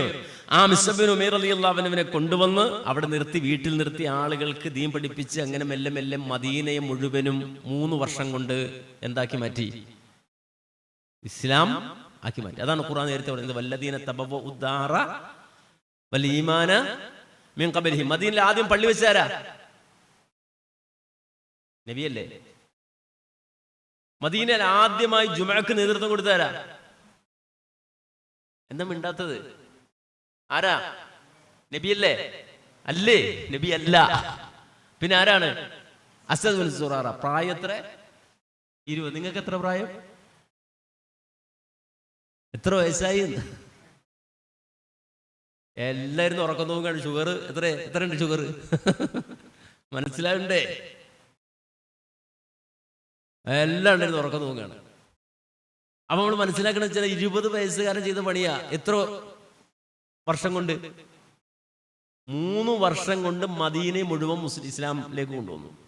അവിടെ മുഴുവനും പ്രവാചകൻ വരുന്നതിന് മുമ്പ് പള്ളിയായി, പ്രവാചകൻ വരുന്നതിന് മുമ്പ് തന്നെ ജുമഅ തുടങ്ങി. മനസ്സിലായില്ലേ? ഒരു നാടും നഗരിയും പ്രവാചകനെ സ്വീകരിക്കുവാൻ പാകത്തിൽ തയ്യാറാക്കി നിന്നു. ഇവരാണ് വഴിവിട്ടുന്ന ആൾക്കാര്. അങ്ങനെ നമുക്ക് വഴിവെട്ടി തന്ന കുറെ മനുഷ്യരുണ്ട്. ആ മനുഷ്യരാണ് ആരൊക്കെ? മക്തിത്തങ്ങള്, അമദാനിത്തങ്ങള്, ചാലകത്ത് കുഞ്ഞമ്മദാജി, കെ എം മൗലവി, ഒക്കം മൗലവി. ഇതൊക്കെ അസദുമാരാണ്. ഇവരൊക്കെ അസദുമാരാണ്. അസദുമാരാകുമ്പോൾ എന്ന് വെച്ചാൽ നിങ്ങൾക്ക് അടുത്ത് നോക്കിയാൽ കാണാൻ കഴിയും, അക്കാലത്ത് കേരളം പിറന്നിട്ടില്ല. 1950കളിലാണ് കേരളം എന്ന് പറയുന്ന രാജ്യം പിറക്കുന്നത്, നമ്മുടെ ഈ സംസ്ഥാനം പിറക്കുന്നത്. എന്നാൽ നിങ്ങൾ ആ വർഷം നോക്കിയേ, 1800 എന്താന്നുണ്ടായത്? കോഴിക്കോട്. പിന്നെ അടുത്തത് 1900. 1900 എന്തുണ്ടായി? പൊന്നാനി മാമുനത്തുൽ ഇസ്ലാം സഭ. ഇപ്പോഴും ഉണ്ടോ? പൊന്നാനിയിലുണ്ടോ മാമുനത്തുൽ ഇസ്ലാം സഭ? ഇല്ലേ? സാധാരണ മുസ്ലിമാണ്. എങ്ങനെയാ? ഒരാൾക്ക് മുസ്ലിമാണെങ്കിൽ എവിടെ പോകണം? പൊന്നാനി പോകണം. പൊന്നാനി പോയിട്ട് എന്ത് ചെയ്യണം? പൊന്നാനി പോയിട്ട് എന്തിടണം? തൊപ്പിയിടണം. പൊന്നാനി പോയി എന്തിടണം? അത് കുമാരനാശൻ പറഞ്ഞില്ല, എന്ത്? എത്രയോ ദൂരം വഴിമാറി നിൽക്കേണ്ട ഒരു ഏഴച്ചെറുമൻ പോയി തൊപ്പിയിട്ടാൽ ചിത്തഭവനത്തി ചാരത്തിരുന്നിടാം, ഒട്ടും പേടിക്കേണ്ട നമ്പൂരാരെ. അപ്പൊ മുസ്ലിം ആകാൻ വേണ്ടി പൊന്നാനി പോയിട്ട് എന്തെടുക്കണം? അതാ വിശ്വാസം. തൊപ്പിട്ടാരായി? തൊപ്പിട്ടാൽ ആരായി? മുസ്ലിമായി. അപ്പോ ആ മാമുനത്തുൽ ഇസ്ലാം സഭ ഇന്നുണ്ട്. 1900കളിൽ തുടങ്ങിയതാണ്. ഇനി അടുത്തത് 1910 തിരുവിതാംകൂർ മുസ്ലിം സഭ. പിന്നെ 11 തലശ്ശേരി ഇംദാദുൽ ഇസ്ലാം സഭ. പിന്നെ 15 ആലപ്പുഴ രജനത്തുൽ ഇസ്ലാം സഭ. ഇങ്ങനെയെന്ന് വെച്ചാൽ അന്ന് കേരളം ഇല്ല. അതാണ് നമ്മൾ മനസ്സിലായത്. നാട്ടുരാജ്യങ്ങളായി പല പ്രദേശങ്ങളായി. പക്ഷെ പ്രാദേശികമായിട്ടൊരു നാടുണ്ട്, ചേര നാട്, കേരള നാട് എന്നൊക്കെ പിന്നീട് പരിവർത്തിച്ചു വന്നൊരു നാടുണ്ടെങ്കിലും ഓരോ ജംഗ്ഷൻ കഴിയുമ്പോൾ ഓരോ രാജാവ് ഉണ്ടാവും. കൊച്ചി രാജാവുണ്ട്, കോഴിക്കോട് സാമൂതിരി ഉണ്ട്, പിന്നെയോ തൃപ്പൂണിത്തുറ രാജാവുണ്ട്. കൊച്ചിയും തൃപ്പൂണിത്തുറയൊക്കെ അപ്പുറം കിടക്കുന്ന സ്ഥലമാണ്. അപ്പോൾ ഇവിടുത്തെ ഒരു കള്ളൻ മോഷ്ടിച്ചാൽ അപ്പുറത്തേക്ക് ചാടിയാൽ മതി, രക്ഷപ്പെട്ട്. കാര്യം ഇപ്പുറത്തെ പോലീസിന് അപ്പുറത്തേക്ക് വരാൻ പറ്റില്ല. അപ്പൊ ഈ രൂപത്തിൽ കഴിഞ്ഞിരുന്ന കാലഘട്ടത്തിൽ പോലും ഈ ചെറിയ ചെറിയ സംഘങ്ങളായി പലയിടങ്ങളിലും പല ഈ കൊച്ചു സംഘങ്ങളും പ്രവർത്തിച്ചു എന്ന് പറയുമ്പോൾ നമ്മൾ വിചാരിക്കും, അയ്യോ അവരൊന്നും വലിയ കാര്യപ്പെട്ട പണിയൊന്നും എടുത്തിട്ടുണ്ടാവൂല, അല്ലേ? നമ്മളങ്ങനെയല്ലേ ചിന്തിക്കുക. ഈ കൊച്ചു സംഘങ്ങൾ എന്ത് ചെയ്യാനാണ്? പേര് തന്നെ എന്താണ്? നോക്കിയ മുകളില് ഏറ്റവും ടോപ്പിൽ എന്താ എഴുതിയിരിക്കണത്? ഹെഡിങ്. അത് അങ്ങോട്ട് പോയിട്ടില്ലല്ലോ. അതിന് മുമ്പത്തത് കൊച്ചു സംഘങ്ങൾ. പേര് തന്നെ എന്താണ്? കൊച്ചു സംഘമാകുമ്പോൾ കൊച്ചുകാര്യല്ലേ ചെയ്യുള്ളൂ, അല്ലേ? ആ കൊച്ചു സംഘങ്ങളാണ്. നമ്മളെപ്പോഴും നമ്മൾക്കിവിടെ ആളില്ല, നമ്മൾ കുറച്ച് ആൾക്കാരേ ഉള്ളൂ, എപ്പോഴും എവിടെ ചെന്നാലും കേൾക്കാൻ പറ്റുന്നൊരു അവധിയാണ്. നമുക്കിവിടെ ആരും ഇല്ല. ഇവിടെ നല്ലത് 4 എണ്ണം മതി. നല്ലത് എത്ര മതി? കനലൊരു തരി മതി എന്നാണ്. കനലൊരു തരി. ഒരുപാട് ആൾക്കാർ എന്തിനാണ്? കൊച്ചു സംഘം. പക്ഷേ അവർ വലിയ സംഘങ്ങളായിരുന്നു. അത് മനസ്സിലാക്കാൻ വേണ്ടി നിങ്ങൾ അവിടെ ഇരിക്കുന്ന ഒന്ന് വായിച്ചു നോക്കണം. നിങ്ങൾ മലയാളം വായിക്കണമല്ലോ എല്ലാവരും. നോക്ക്, ഇവിടെ ഒരു മീറ്റിങ്ങിനെ പറ്റിയാണ് പറയണത്. മീറ്റിംഗ് നടന്ന വർഷം ഒന്ന് നോക്കി, അവിടെ പ്രത്യേകം അടയാളം ചെയ്യുന്നു. 1923 മെയ് 5. എത്ര കൊല്ലായി ഇപ്പോ? ആ മീറ്റിംഗ് നടക്കുമ്പോൾ ഇപ്പൊ എത്ര കൊല്ലായി? എത്ര? 102 കൊല്ലം മുമ്പ് ഒരു മീറ്റിംഗ് നടക്കുകയാണ്. മീറ്റിംഗ് നടക്കുന്ന സ്ഥലം എവിടെയാ? പെരുമാതുറ. പെരുമാതുറ എവിടെ? പെരുമാതുറ എന്ന സ്ഥലം എവിടെയാ? തിരുവനന്തപുരം. തിരുവനന്തപുരത്ത് എവിടെയാ പെരുമാതുറ? അറിയോ? ചിറയൻകീഴ് വഴി അല്ലെ? അഥവാ കടലോര പ്രദേശത്താണ് ഈ പെരുമാതുറ. ആ പെരുമാതുറയിൽ 1923 അഥവാ 102 കൊല്ലങ്ങൾക്ക് മുമ്പ് മെയ് 5, 6 തീയതികളിൽ ഒരു മീറ്റിംഗ് കൂടിയിട്ട് ഒരു മിനിറ്റ്സ് എഴുതി ഉണ്ടാക്കുകയാണ്. ആ മിനിറ്റ്സ് ബുക്കിൽ രേഖപ്പെടുത്തിയ അന്നത്തെ മീറ്റിംഗിൽ അവർ ചർച്ച ചെയ്ത് രേഖപ്പെടുത്തിയ സംഗതികളാണ് എനിക്ക് വായിക്കാൻ പോണത്. എന്താ? ഒന്ന്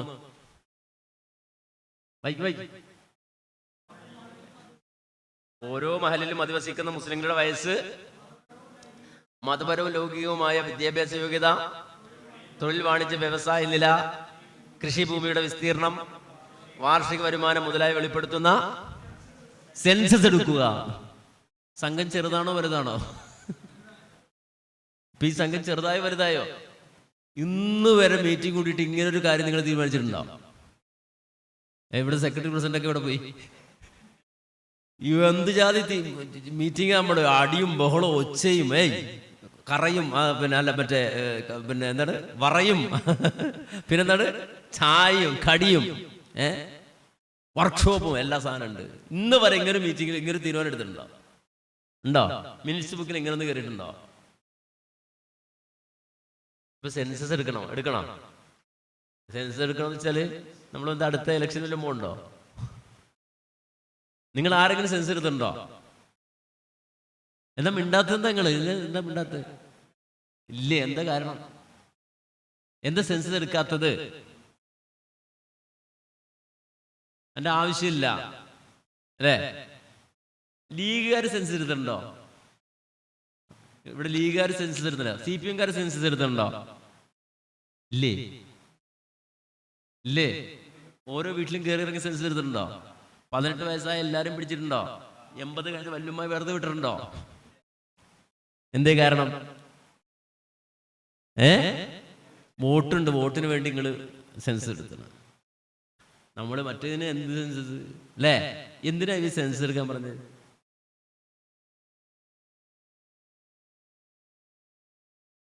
നമ്മളിപ്പോ എന്തിനാ ഈ സെൻസസ് എടുക്കാൻ പറഞ്ഞത്? പറ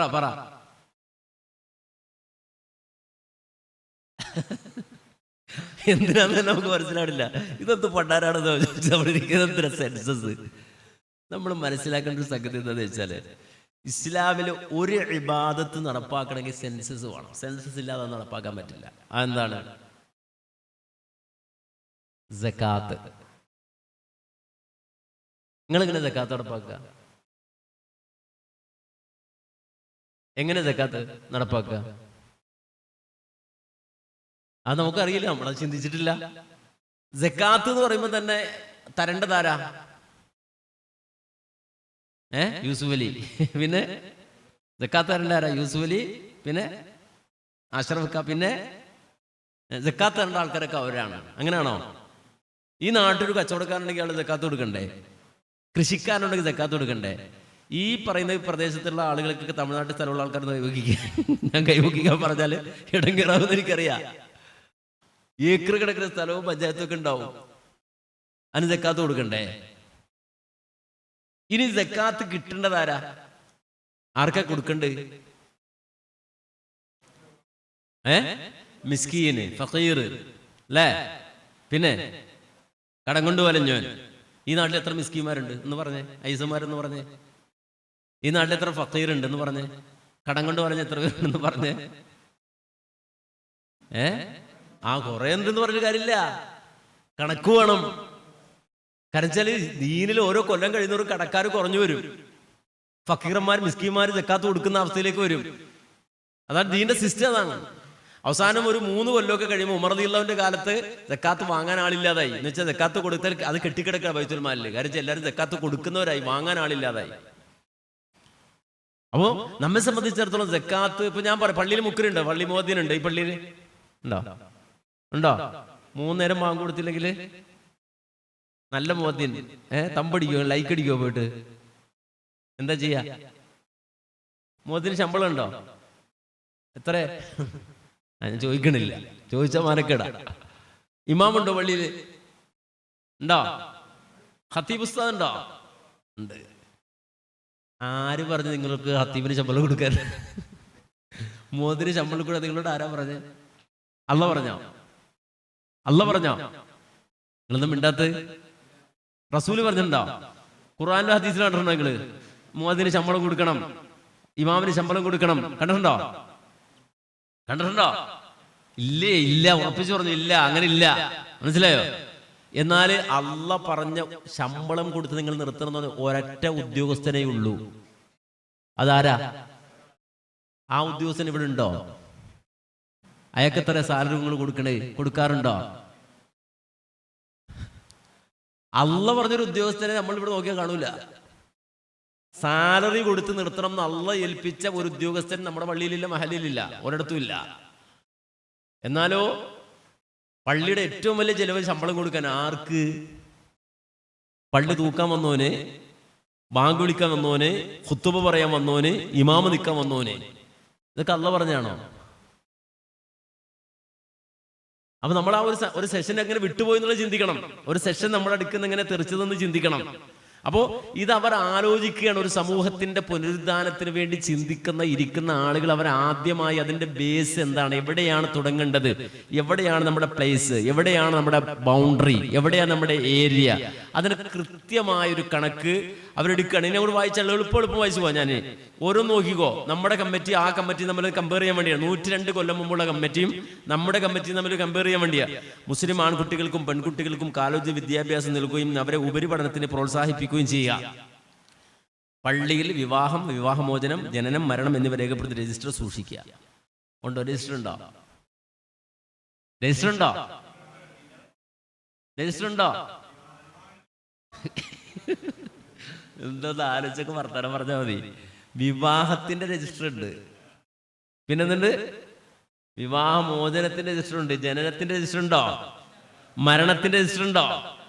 ഒരാൾ ജനിച്ചാല് മരിക്കുമ്പോൾ പോകേണ്ടി വരും. ചിലപ്പോൾ മഹലിൽ പോയിട്ട് പലക എടുക്കേണ്ടി വരും. പലക അവിടെ 3000 കെട്ടേണ്ടി വരും. അവിടെ ചെല്ലുമ്പോഴാണ് പിടിച്ചു വെച്ചിട്ട് ആ ഒരാൾ മരിച്ചിട്ടെന്ന് പറയാം. അപ്പോൾ അത് ഇത്ര കുടിശ്ശിക 450 രൂപ കുടിശ്ശിക കിടക്കാനുണ്ട് എന്ന് പറയുന്നത് പറഞ്ഞു. അത് കുടിശ്ശിക കിടക്കണം. അതല്ലാത്ത രജിസ്റ്റർ ഉണ്ടോ അവിടെ? ഈ 102 കൊല്ലം മുമ്പ് കല്യാണത്തിന് രജിസ്റ്റർ ഉണ്ടായിരുന്നില്ല. അപ്പൊ നമ്മൾ മനസ്സിലാക്കണം, അതുവരെ ചിന്തിച്ച് നടപ്പാക്കുകയാണ്. മഹല്ലുകൾ, സമാജത്തിന്റെ യൂണിറ്റുകൾ സ്ഥാപിക്കുക. 4, പള്ളിയുടെ പുനരുദ്ധാനം നടത്തുന്നതോടൊപ്പം പള്ളിയോടനുബന്ധിച്ച് മദ്രസ, ഗ്രന്ഥശാല, വായനശാല എന്നിവ സ്ഥാപിക്കുക. ഇതൊക്കെ പള്ളിയോടനുബന്ധിച്ച് വേണം. പള്ളികൾ നടത്തുന്ന ഖുതുബ, അതുപോലെ തന്നെ മറ്റവസരങ്ങളിലെ പ്രാർത്ഥനകൾ അല്ലാത്ത ഭാഗങ്ങൾ മലയാളത്തിലാക്കുക, ജനങ്ങൾക്ക് മനസ്സിലാകുന്ന ഭാഷയിൽ. അന്ധവിശ്വാസങ്ങളിൽ അധിഷ്ഠിതമായ അനാചാരങ്ങൾ നിർത്തലാക്കുക. മുസ്ലിങ്ങൾക്ക് ലൗകിക വിദ്യാഭ്യാസത്തിലേക്ക് ആകർഷിക്കുവാൻ വിധം കൂടുതൽ വിദ്യാലയങ്ങൾ സ്ഥാപിക്കുക. ഗവൺമെന്റ് വിദ്യാലയങ്ങളിൽ അറബി അധ്യാപകരെ നിയമിക്കുക. 102 കൊല്ലം മുമ്പ് എടുത്ത തീരുമാനമാണ് ഇപ്പോൾ നമുക്കൊരു പോസ്റ്റ് കിട്ടിയത്. നമ്മൾക്ക് അറബി കോളേജൊക്കെ നടത്തി അവിടെ നിന്ന് എന്തെടുക്കാം, ഡിഗ്രി എടുത്ത് നേരെ എന്തെടുക്കാം, പ്രിലി പാസ്സായാൽ എവിടെ പോവാം? മാഷാകാം. ഏത് 2 കൊല്ലം പഠിച്ച ലോകത്ത് അങ്ങനെ ഗവൺമെന്റ് ജോലി ഉണ്ടായിരുന്നോ? പ്രിലി പാസ്സായാൽ ഹൈസ്കൂൾ വരെ പഠിപ്പിക്കാം, ഗവൺമെന്റ് ഉദ്യോഗസ്ഥനാ. ഡിഗ്രി എടുത്തു കഴിഞ്ഞാൽ പിന്നെ അത് അവിടുന്ന് ഹയർ സ്റ്റഡി നടത്തി കഴിഞ്ഞാൽ പിന്നീട് UGC സാലറി 1.5 ലക്ഷം 2 ലക്ഷമൊക്കെ സാലറി മേടിക്കാവുന്ന രൂപത്തിൽ വലിയ ജോലികളിലേക്ക് പോകാം. അത് അന്നവർ ചിന്തിച്ചതാണ്. അറബി അധ്യാപകരെ സ്ഥാപിക്കുക. അടിയന്തര ആവശ്യങ്ങൾ നേടുന്നതിനായി അധികൃത സമക്ഷം നിവേദനം സമർപ്പിക്കുക. മുസ്ലിങ്ങളുടെ ഇടയിലുള്ള സാമ്പത്തിക ദുരിതം, തൊഴിലില്ലായ്മ പരിഹരിക്കുന്നതിന് വേണ്ടി ഓരോ മഹലിലും സാഹചര്യങ്ങൾക്ക് യോജിച്ച കൂടുതൽ വ്യവസായങ്ങൾ ആരംഭിക്കുക.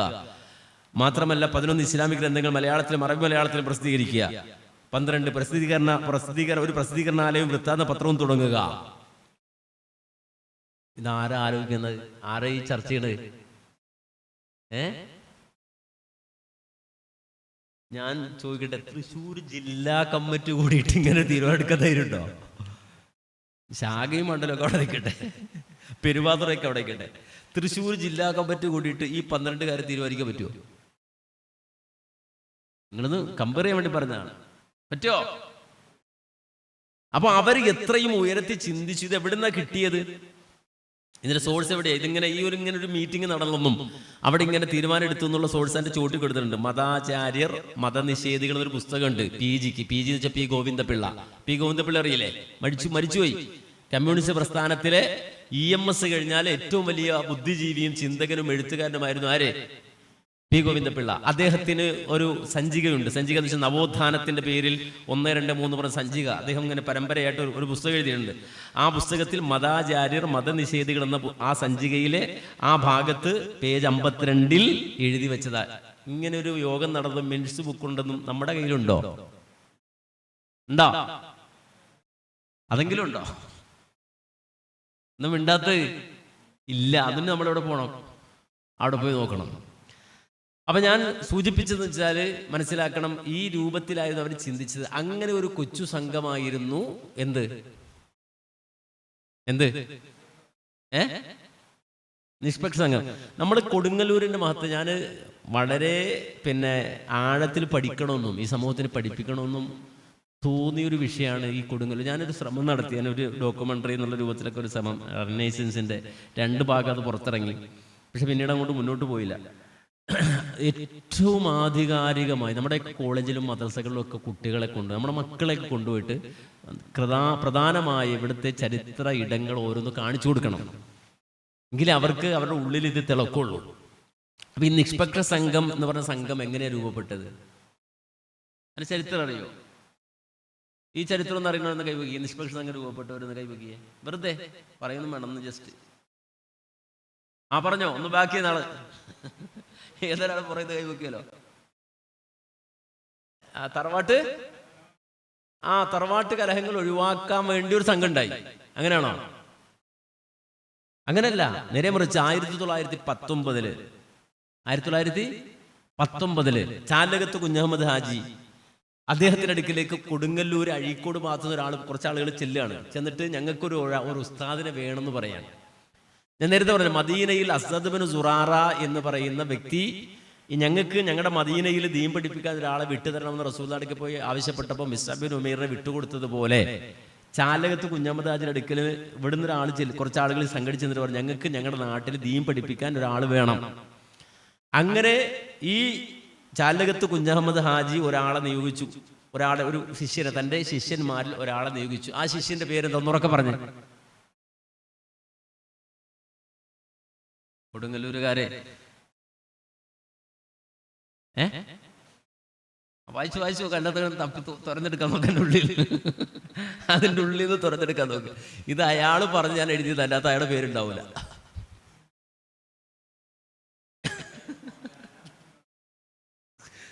നിങ്ങളുടെ ഉറക്കമല്ല ഇന്ന് സർവ്വത് കളയും, നിങ്ങളുടെ സ്വപ്നങ്ങളൊക്കെ ഇവിടുന്ന് പൊളിച്ച് കളയും. മനസ്സിലായില്ലേ? ഇന്ന് ഉറക്കം അങ്ങോട്ട് പോട്ടെ അങ്ങോട്ട്. കെ മൗലവി ഒന്നൊക്കെ പറഞ്ഞേ. കെ മൗലവി അല്ല, ഇ കെ മൗലവി. ആരാണ്? മറന്നു വരുന്നത്. ഇ കെ മൗലവിയാണ് ആദ്യം ഇവിടെ വരുന്നത്. ഇ കെ മൗലവിയാണ് വിട്ടുകൊടുക്കുന്നത് 1919. ആര്? ചാലകത്ത് കുഞ്ഞഹമ്മദ് ഹാജി. ഇ കെ മൗലവി അന്ന് അഴീക്കോട് ഭാഗത്ത് വരുമ്പോൾ ഉണ്ടാകുന്ന അവസ്ഥയെ സംബന്ധിച്ച് വിശദീകരിക്കുന്നുണ്ട് അദ്ദേഹം. അന്ന് ഈ ആളുകൾ, അവരുടെ ഇടയിൽ അന്ധവിശ്വാസങ്ങളും അനാചാരം കൂടി, ദീനെന്താണെന്നറിയാത്ത അവസ്ഥ കൂടി എത്രത്തോളം പോയി എന്നതിൻ്റെ ഉദാഹരണമായി പറയുന്നത്, അവർ ചില ആളുകൾ പറഞ്ഞിരുന്നു അത്ര, നമ്മുടെ പറങ്കിമാവില്ലേ, പറങ്കിമാവ് എന്താണ്? കശുമാവ് എന്ന് പറഞ്ഞ പറങ്കിമാവ്. അതിന് മലപ്പുറത്ത് നിന്ന് മൂച്ചി എന്ന് പറയല്ലേ, പറങ്കിമൂച്ചി. ഒരു ജംഗ്ഷന്റെ പേരുണ്ട് ഇപ്പോഴും മലപ്പുറത്ത്, പറങ്കിമൂച്ചി എന്ന് പറഞ്ഞൊരു ഒരു ജംഗ്ഷന്റെ പേരുണ്ട്. അപ്പൊ പറങ്കിമാവ് എന്ന് പറയുന്ന കാര്യം എന്താ? അത് പറങ്കികൾ കൊണ്ടുവന്ന മാവാണ്. മനസ്സിലായോ? അപ്പൊ പറങ്കിമാവ് യഥാർത്ഥത്തില് ആ മാവ് അള്ള പടച്ചതല്ല എന്നായിരുന്നു ഒരു വിശ്വാസം. അപ്പൊ ഇവർ അത്ഭുതത്തോട് ചോദിച്ചാൽ അങ്ങനെ പറയാൻ കാരണം എന്ന് വെച്ചാൽ പറഞ്ഞു, ഏതൊരു മാങ്ങ എടുത്ത്, ഇപ്പൊ മൾഗോവ മാങ്ങ എടുത്താലും പ്യൂരെടുത്താലും ആ മാങ്ങയുടെ അണ്ടി എവിടെ ഉണ്ടാവുക? ഉള്ളില്. പറങ്കി മാങ്ങയുടെ അണ്ടി എവിടെ ഉണ്ടാവുക? പുറത്ത്. അപ്പൊ അള്ള പടച്ചാണെങ്കിൽ ഒരിക്കലും അത് എവിടെ ആവൂല, അത് പുറത്താവൂല, അത് ഉള്ളിലേ ആവുള്ളൂ. എന്നാണ് എന്തോ ഒരു കുരുത്തക്കേട് ഇവര് വിറ്റിട്ടുണ്ട്. ഇതാ മനസ്സിലാക്കണം. അപ്പൊ അതുകൊണ്ട് അത് അള്ള പടച്ചില്ല എന്ന് വളരെ സീരിയസ് ആയി വിശ്വസിച്ചിരുന്ന ആളുകൾ ഉണ്ടായിരുന്നു എന്നാണ്. അപ്പൊ ഇടയിൽ വന്നുപെട്ട ഇ കെ മൗലവി ഈ അഴീക്കോടുള്ള ചെറുപ്പക്കാരോട് ചോദിക്കുന്നത്, എന്നിട്ട് ഐസമാരായിരിക്കും, അവരോട് ചോദിക്കുകയാണ്, നിങ്ങൾ എങ്ങനെയാണ് മാറിയത് എന്ന് ചോദിക്കുമ്പോൾ അവർ പറയുന്നത്, ആ കാലഘട്ടത്തിൽ മഹാനായ മക്തി തങ്ങള് ക്രൈസ്തവർക്കെതിരെ പോരാട്ടം നടത്തുന്ന കാലമാണ്. അവർക്കെതിരെ പോരാട്ടം നടത്തുക എന്ന് പറഞ്ഞാൽ നമ്മൾ അതിന് മുമ്പ് ഫ്രഞ്ചുകാരുടെ ആഗമനം ഉണ്ടായ കാലം മുതലുള്ള ചരിത്രം കൊണ്ട് വായിക്കണം, പഠിക്കണമെങ്കിൽ ആ കാലഘട്ടത്തെ നമുക്ക് മനസ്സിലാവുള്ളൂ. തഹരീൽ എന്ന് പറഞ്ഞൊരു കിതാബുണ്ട്, തഹരീൽ. ഈ ആഗസ്റ്റ് 15 ഒന്ന് വായിക്കണം, ഒന്ന് പാടി പറയണം എന്നൊക്കെ വിചാരിച്ചു, പക്ഷേ അതിന് സമയം കിട്ടിയില്ല. അത് നമ്മുടെ പുതിയ തലമുറക്ക് പഠിപ്പിച്ചു കൊടുക്കണം. തഹരീൽ എന്ന് പറഞ്ഞൊരു കിതാബ്, ഒരു ബൈത്താണ്, അറബി ബൈത്താണ്. അത് വായിച്ചാൽ നമുക്കിങ്ങനെ കാണാൻ കഴിയും ആ കാലഘട്ടത്തെ മുസ്ലിങ്ങൾ അനുഭവിച്ച പ്രയാസം, ആ കാലഘട്ടത്തിൽ കടന്നു വന്ന ക്രൈസ്തവരാൽ മുസ്ലിം ഉമ്മത്ത് അനുഭവിച്ചു വന്ന പ്രയാസങ്ങൾ, ദുരിതങ്ങൾ, കഷ്ടതകളൊക്കെ തഹരീലിൽ സൈനുദ്ദീൻ മഖ്ദൂം വളരെ വിശദമായി വിശദീകരിക്കുന്നുണ്ട്. ആ ഒരു കാലഘട്ടത്തിൽ മുഹമ്മദ് നബിക്കെതിരെ ആക്ഷേപങ്ങളും അധിക്ഷേപങ്ങളും ഒക്കെ പറഞ്ഞ് പരത്തി മുഹമ്മദ് നബിയെ വളരെ സ്ത്രീലമ്പടനായും കൊള്ളരുതാത്തവനും ചിത്രീകരിച്ച കാലത്തിന് മറുപടി എഴുതാൻ ഇറങ്ങിയ ആളാണ് ആര്? മക്തി തങ്ങൾ. ആ മക്തി തങ്ങളുടെ സമ്പൂർണ്ണ കൃതികളൊക്കെ നമുക്ക് ഇങ്ങനെ കിട്ടും. ഈ മക്തി തങ്ങളിൽ നിന്ന് ആവേശം കൊണ്ട ഒരു പറ്റം ചെറുപ്പക്കാർ എവിടെ ഉണ്ടായി? അഴീക്കോടുണ്ടായി. ഈ അഴീക്കോട് ഈ മക്തിത്തങ്ങളുടെ കൂടെ കൂടി ആവേശത്തിന് കയറിയ ചെറുപ്പക്കാരോട് മക്തിത്തങ്ങൾ ഒരിക്കൽ പറഞ്ഞു, പൊന്നുമക്കളെ, ഈ ക്രൈസ്തവർ ചെയ്യുന്ന പ്രയാസം, അവരുണ്ടാക്കുന്ന ബുദ്ധിമുട്ടൊക്കെ എനിക്കൊരു പക്ഷെ സഹിക്കാൻ കഴിയും. എനിക്ക് സഹിക്കാൻ കഴിയാത്തത് ആരുടെ കാര്യമാണ്? മുസ്ലിം ഉമ്മത്തിനിടയിലുള്ള ഈ വിശ്വാസ വൈകല്യം ഇവർക്ക് അറിയില്ലല്ലോ, ഇവരുടെ ദീനിന്റെ ഇജ്ജത്ത് ഇവർക്ക് അറിയില്ലല്ലോ. അതുകൊണ്ട് ഇവരുടെ കാര്യം ഓർത്തിട്ടാണ് എനിക്ക് വിഷമമെന്ന് പറഞ്ഞപ്പോ, അങ്ങനെ ഈ മുസ്ലിം ഉമ്മത്തിനെ സമുദ്ധരിക്കാൻ വേണ്ടി ഒരു പറ്റം ചെറുപ്പക്കാർ, ഒരു കുറഞ്ഞ ചെറുപ്പക്കാർ, ആ ചെറുപ്പക്കാർ സംഘടിച്ചു, അവരൊത്തൊരുമിച്ചു. മനസ്സിലായോ? അങ്ങനെ അവർ സംഘടിച്ചു വന്നു. ആ സംഘടിച്ചു വന്ന് രൂപപ്പെട്ടതാണ് എന്ത് നിഷ്പക്ഷ. അങ്ങനെ സമൂഹത്തെക്കുറിച്ച് ചിന്തിച്ചപ്പോഴാണ് ഓരോ വീട്ടിലും കയറേണ്ടി വന്നത്. വീട്ടിൽ കയറാൻ പറ്റുമോ? ഈ തറവാടും ആ തറവാടും ഇവനും അവനും മിണ്ടൂല, ഇവനെങ്ങനെ നന്നാക്കാൻ ചെല്ലല്ലേ? അപ്പൊ ആദ്യം നിഷ്പക്ഷ സംഘം അവർക്കിടയിൽ ഇറങ്ങി ഓരോരുത്തരെയും മസലത്താക്കി പ്രശ്നം പരിഹരിച്ച് സംസാരിച്ച് അങ്ങനെ അവർക്കിടയിലേക്ക് കടന്നു ചെന്ന പ്രധാനിയായ ഒരാളാണ് സീതി സാഹിബിന്റെ വാപ്പാന്റെ പേരെന്താണ്? സീതി മുഹമ്മദ് സാഹിബ്. സീതി മുഹമ്മദ് സാഹിബ് കാലഘട്ടത്തിലെ ഐഎസ്എംമാരാണ്. മാത്രമല്ല വക്കമൗലവിയുടെ സമകാലികനാണ്. വക്കമൗലവി ജനിച്ചത് 1873-ലാണ്. സീതി സാഹിബ് ജനിച്ചത് 1874-ലാണ്. അവർ തമ്മിലുള്ള വൈബ്, അല്ലെങ്കിൽ അവർ തമ്മിലുള്ള ആ ഒരു കണക്ടിവിറ്റി, ഒരാൾ ജനിച്ചത് വക്കത്ത്, വേറൊരാൾ ജനിച്ചത് കൊടുങ്ങല്ലൂർ. പക്ഷെ ഇത്രയും ദൂരമുണ്ട്. ഇന്നത്തെ ഒരു സാങ്കേതിക വിദ്യയോ ഒന്നുമില്ലാത്ത കാലത്ത് അവർ തമ്മിൽ നല്ലൊരു കണക്ടിവിറ്റി ഉണ്ടായിരുന്നു. വക്കമൗലവി 60 വയസ്സ് വരെ ജീവിച്ചു. സീതി മുഹമ്മദ് സാഹിബ് 55-ാമത്തെ വയസ്സിൽ മരണപ്പെട്ടു. അപ്പോ നിങ്ങൾ മനസ്സിലാക്കണം, ഇവർ തമ്മിലുണ്ടായിരുന്നൊരു സഹകരണമുണ്ട്. മാത്രമല്ല സീതി മുഹമ്മദ് സാഹിബിനെ സംബന്ധിച്ചിടത്തോളം ഇത്തരമൊരു താല്പര്യവും അദ്ദേഹത്തിനുണ്ടായി. ഈ സംഘത്തെ മുന്നിൽ നിന്ന് നയിക്കുവാൻ വേണ്ടി അത് പരിശ്രമിച്ചു. ആ പരിശ്രമത്തിന്റെ ഭാഗമായി കിട്ടാവുന്ന ലേഖനങ്ങളും അത്തരം ചിന്തയുള്ള ആളുകളെയുമൊക്കെയായുള്ള ബന്ധം സ്ഥാപിച്ചു.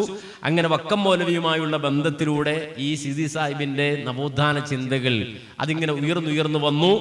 അവിടെ ഇ കെ മൗലവി ആ ദഅ്വാ രംഗത്ത്, പ്രബോധന രംഗത്ത് കൂട്ടിനെത്തി. അങ്ങനെ ഹമദാനി തങ്ങൾ, അതിന് പറയും ഹമദാനി തങ്ങൾ ഒരു കച്ചവടക്കാരനാണ്. ഹമദാനി തങ്ങൾ ഒരു കച്ചവടക്കാരനായ ഒരു തങ്ങളും കൂടിയാണ്. അപ്പോൾ ആ ഹമദാനി തങ്ങൾ വന്നു, ഹമദാനി തങ്ങളുടെ ഗൈഡൻസായി. അങ്ങനെ ഈ ഒരു സംഘം മെല്ലെ മെല്ലെ മെല്ലെ വളർന്ന് വലുതായി. സ്വാഭാവികമായും ഇവിടെ ഈ സീതി സാഹിബ് രംഗത്ത് വന്നു. സീതി സാഹിബ് എന്ന് വെച്ചാൽ സീതി മുഹമ്മദ് സാഹിബിന്റെ മകൻ ഉപ്പയിൽ നിന്ന് ആർജവം സ്വീകരിച്ച് രംഗത്ത് വന്നു. അദ്ദേഹത്തോടൊപ്പം തന്നെ മണപ്പാട്ട് കുഞ്ഞഹമ്മദ് ഹാജി കൂടെ ചേർന്നു. അങ്ങനെയാണ് അതെന്തെടുത്തത്, വളർന്നു വലുതായത്. മെല്ലെ മെല്ലെ കെ എം മൗലവി വന്നു ചേർന്നു, വക്കം മൗലവി വന്നു ചേർന്നു. അതുപോലെ തന്നെ സീതി സാഹിബ് ഇവരിൽ നിന്ന് കേട്ട് വളർന്നു വലുതായി. അതുപോലെ തന്നെ പിന്നെ കുഞ്ഞഹമ്മദ് ഹാജി അതിനോടൊപ്പം ചേർന്നു. ഇതൊരു ചെറിയ സംഘമായി വന്നു. ഇവരെല്ലാവരും അങ്ങോട്ട് കൂടിയപ്പോ അഴീക്കോട് ഉണ്ടായ നിഷ്പക്ഷ സംഘം മെല്ലെ എന്തായി മാറി? കേരള മുസ്ലിം ഐക്യ സംഘം ഫുൾ വലിയ ബാനർ വന്നോടെ വന്നോ? ഓക്കെ. അപ്പൊ നിങ്ങൾ നോക്കൂ, സ്നോ ബോൾ എഫക്റ്റ് എന്നൊരു സാധനം മുമ്പ് നമ്മൾ കണ്ടില്ലേ? കണ്ടോ എഫക്റ്റ് വരുന്നുണ്ടോ? ഒരാള് 2 പേര് 3 പേര് ചിന്തിച്ച് വരുമ്പോൾ അത് പടച്ചോ മെല്ലെ മെല്ലെ അതിനെ വളർത്തി വലുതാക്കി കൊണ്ടുവരികയാണ്. അതിപ്പോ കേരള മുസ്ലിം ഐക്യ സംഘത്തിലേക്ക് എത്തി നിൽക്കുകയാണ്. കേരള മുസ്ലിം ഐക്യ സംഘത്തിന്റെ യഥാർത്ഥ പേര് എന്തായിരുന്നു? മുസ്ലിം ഐക്യ സംഘം. ആരാ പേരിട്ടത്? വക്കം മൗലവി. പക്ഷെ ആ പേര് രജിസ്റ്റർ ചെയ്തത് എങ്ങനെ? ഏത് പേരില്ല? അതെന്തോ പോയല്ലോ. അല്ലല്ല, പേരിട്ടതാരാ? ഇട്ട പേരെന്താ? കേരള മുസ്ലിം ഐക്യ സംഘം രജിസ്റ്റർ ചെയ്തെന്താ? അതെന്താ? എന്തോ പോയല്ലോ ഇവിടെ. എന്തു പോയി? മുസ്ലിം പോയി. അതെന്താ മുസ്ലിം പോയത്? അതിന്റെ മുസ്ലിം പോയതിന്റെ പുറകിൽ ഒരു കാര്യം പറയുന്നത് എന്താന്ന് ചോദിച്ചാല്, യഥാർത്ഥത്തിൽ മുസ്ലിം പോയത് എന്തെന്ന് ചോദിച്ചാല്, ഇങ്ങനെ ഉയർന്നു വന്ന സമയത്ത് മറ്റുള്ള ആളുകളും അതോടൊപ്പം ഉയർന്നു എന്നാണ്. ദളിതന്മാർ, അയ്യങ്കാളിയൊക്കെ ഉയർന്ന് രംഗത്ത് വന്നിട്ട് പറഞ്ഞു, നിങ്ങൾ മാത്രം നന്നായി പോരാ, ആർക്കും വേണം. നാരായണ ഗുരുവായിട്ട് ഏറ്റവും അടുത്ത ബന്ധമുള്ള ആളായിരുന്നു ആര്? വക്കം മൗലവി. സംസ്കൃതം പഠിച്ച പോലും ആ ഒരു ഗുരുപരമ്പരയിൽ നിന്നാണെന്നാണ്. അദ്ദേഹം സംസ്കൃതം അറിയാം, പേർഷ്യൻ ഭാഷ അറിയാം, അറബി അറിയാം, ഇംഗ്ലീഷ് അറിയാം, നിരവധി ഭാഷകൾ അറിയുന്ന ഒരാളാണ് വക്കം മൗലവി.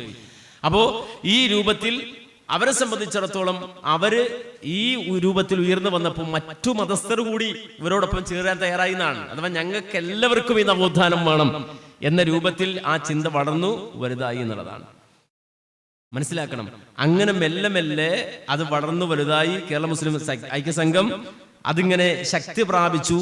സ്വാഭാവികമായും അതിന് ഒരു പണ്ഡിത സേവനം, പണ്ഡിതന്മാരുടെ ഗൈഡൻസ് ആവശ്യമായി വന്നു. കാര്യം എന്ന് വെച്ചാൽ ഇനി മുന്നോട്ട് പോകുമ്പോൾ പണ്ഡിതന്മാരുടെ സാന്നിധ്യം ആവശ്യമാണ്. ചായ എല്ലാവർക്കും ഉണ്ടോ?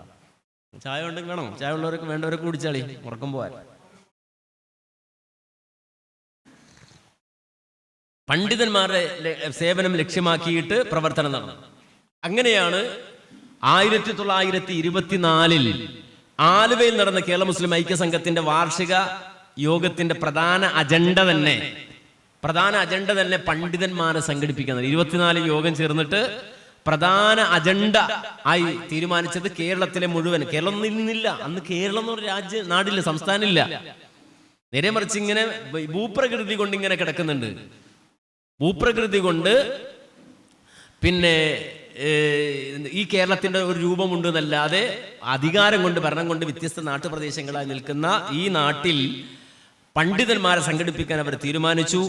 അങ്ങനെ 2ാം വാർഷികത്തിലെ അധ്യക്ഷനായി തന്നെ ഉണ്ടായിരുന്നത് മൗലാന അബ്ദുൽ ജബ്ബാർ ഹസ്രത്തായിരുന്നു. അദ്ദേഹത്തിന്റെ നേതൃത്വത്തിൽ ആ തീരുമാനം എടുത്തു. ഇത് നിങ്ങൾ വായിക്കണം. ഇപ്പൊ ആ തീരുമാനം കഴിഞ്ഞ് നടപ്പാക്കാൻ പോണെന്ന് വായിച്ചു നോക്ക്. എന്താണ്? മണപ്പാട്ട് കുഞ്ഞഹമ്മദ് ഹാജിയും EK മൗലവിയും കാസർഗോഡ് മുതൽ തിരുവനന്തപുരം വരെ സഞ്ചരിച്ച് പ്രമുഖ പണ്ഡിതന്മാരെയെല്ലാം ക്ഷണിച്ചു വരുത്തി. അന്ന് ഏത് വന്ദേ ഭാരതിലായിരുന്നു ട്രെയിൻ ബുക്ക് ചെയ്ത് പോയത്? വന്ദേ ഭാരത് ആയിരുന്നോ? അന്ന് വന്ദേ ഭാരത് ഉണ്ടോ? KSRTC ഉണ്ടോ? എത്ര കൊല്ലം മുമ്പത്തെ കഥയിൽ പറയണത്? 100 കൊല്ലം മുമ്പുള്ള കഥയിൽ പറയണത്. 100 കൊല്ലം പോയിട്ട് 50 കൊല്ലം മുമ്പ് നമ്മളൊന്നും സഞ്ചരിച്ചു പോയില്ല. ഇന്ന് നമ്മൾ സഞ്ചരിക്കും. ഇപ്പൊ കാസർഗോഡ് മുതൽ ഈ വന്ദേ ഭാരതുള്ള കാലത്ത് നമ്മൾ സഞ്ചരിക്കും ഈ കോലത്തില്. അന്ന് അവിടെ പങ്കെടുത്ത പണ്ഡിതന്മാരുടെ എണ്ണൊന്ന് വായിച്ചു നോക്കിയേ. 500-ലേറെ പണ്ഡിതന്മാർ നിറഞ്ഞ സദസ്സിൽ ഹസ്രത്തിന്റെ അധ്യക്ഷതയിൽ നടന്ന യോഗത്തിൽ വെച്ച് 1924 മെയ് 10, 11, 12 കേരള ജമിയത്തുൽ ഉലമ നിലവിൽ വന്നു. ഇപ്പൊ നമ്മൾ കേരള ജമിയത്തുൽ ഉലമയുടെ 100ാം വാർഷികം ആഘോഷിക്കാൻ പോകുന്നു. മനസ്സിലാക്കണം. ഇതെങ്ങനെയുണ്ട്? ഈ പറയുന്ന 2 മനുഷ്യന്മാർ കേരളത്തിൽ നടന്നു. ഇന്നൊരു പള്ളി കയറണം. ഈ നാട്ടിൽ എത്ര പള്ളിയുണ്ട്, എത്ര ഇമാമാരുണ്ട്? എന്ന് കയറണമെങ്കിൽ ഇനി കയറിയ മാത്രം മതി. മൂല്യന്മാരൊന്ന് വിളിച്ചു കൂട്ടണമെങ്കിൽ നിങ്ങൾ ആലോചിക്കുക. 500 മുസ്ലിയാക്കന്മാരെ, മൗലവിമാരെ ഇപ്പൊ നിങ്ങൾ വിളിച്ചിങ്ങനെ ഒരു സദസ്സിൽ ഇരുത്തി തന്നാല് നിങ്ങൾ ചോദിക്കണ പൈസ തരാ പറ്റുമോ?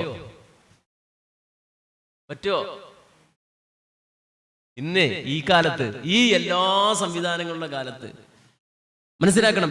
അപ്പോ ആ കാലത്ത് ഈ രൂപത്തിൽ ഓരോ ആളുകളെയും അതിന്റെ പ്രാധാന്യം പറഞ്ഞു മനസ്സിലാക്കി ബോധ്യപ്പെടുത്തി 500ഓളം പണ്ഡിതന്മാരെ ഈ കോലത്തിലാക്കി കൊണ്ടുവന്നിരുത്തി മീറ്റിംഗ് കൂടി. അവിടെയാണ് കേരളത്തിലെ ആദ്യത്തെ പണ്ഡിത സംഘടന കേരള ജമിയത്തുൽ ഉലമ രൂപപ്പെട്ടത്. 1933 പ്രസ്തുത സംഘടന കേരള ജമിയത്തുൽ ഉലമ അഹ്ലുസ് സുന്നത്തി വൽ ജമാഅ എന്ന പേരിൽ സൊസൈറ്റി ആക്ട് പ്രകാരം രജിസ്റ്റർ ചെയ്തു. അടുത്തെന്താണ്? കേരളത്തിൽ മുജാഹിദീൻ എങ്ങനെ ഉണ്ടായത്? ഈ ജമിയത്തുൽ ഉലമ അഥവാ 24 രൂപീകൃതമായ ജമിയത്തുൽ ഉലമ 1947 ഏപ്രിൽ 12 അതിന്റെ പ്രവർത്തക സമിതി യോഗം ചേർന്നു. KM മൗലവി അതിന്റെ അധ്യക്ഷതയിൽ ചേർന്ന പണ്ഡിത യോഗത്തിൽ പ്രധാനമായും പുതിയൊരു സംഘടന രൂപീകരിക്കാൻ തീരുമാനിച്ചു. പണ്ഡിതന്മാർക്കും സാധാരണക്കാർക്കും എല്ലാവർക്കും ചേരാൻ പറ്റിയ ഖുർആനും സുന്നത്തും പ്രബോധനം ചെയ്യാൻ മുന്നോട്ട് വരുന്ന ഒരു ബഹുജന സംഘടനയെ സംബന്ധിച്ച് അവർ ആലോചിച്ചു. ആ ചർച്ചക്കൊടുവിൽ ഒരു തീരുമാനം അവർ മിനിറ്റ്സിൽ രേഖപ്പെടുത്തി. എന്ന് പറഞ്ഞാൽ ബഹുജനങ്ങൾക്ക് വേണ്ടി ഒരു സംഘടന രൂപീകരിക്കണം. മനസ്സിലാക്കണം.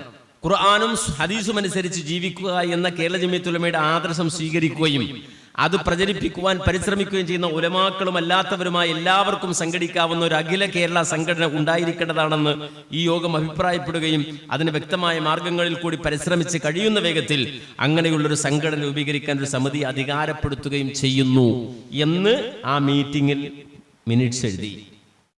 3 വർഷം കഴിഞ്ഞു. ആ തീരുമാനമെടുത്ത് 3 വർഷം കഴിഞ്ഞ് കോഴിക്കോട് അൽമനാർ ഓഫീസിൽ 1950 ഏപ്രിൽ 20 എത്ര പേര് യോഗം ചേർന്നു? 24 പേര് യോഗം ചേർന്നു. അവർ KJU തീരുമാനമനുസരിച്ച് പുതിയ സംഘടനയ്ക്ക് രൂപം നൽകി. വന്നവരെല്ലാം അംഗത്വം സ്വീകരിച്ചു. KM മൗലവി പ്രസിഡന്റും NV അബ്ദുസ്സലാം മൗലവി അരീക്കോട് ജനറൽ സെക്രട്ടറിയുമായി 13 അംഗ കമ്മിറ്റി നിലവിൽ വന്നു. അപ്പോൾ പണ്ഡിതന്മാർ കൂടിയിരുന്ന് തീരുമാനിച്ചെടുത്തൊരു സംഘടനയാണെന്ത്? കേരള നദുവത്തുൽ മുജാഹിദീൻ. ആദ്യത്തെ കമ്മിറ്റിയിൽ എത്ര പേരാ ഉണ്ടായിരുന്നേ? എത്ര? 24 പേരാണ് കേരള നദുവത്തുൽ മുജാഹിദീൻ സംഘടനയിൽ ഉണ്ടായിരുന്നത്. എത്ര പേര്? ഇന്നിപ്പോ എത്ര പേരുണ്ട്?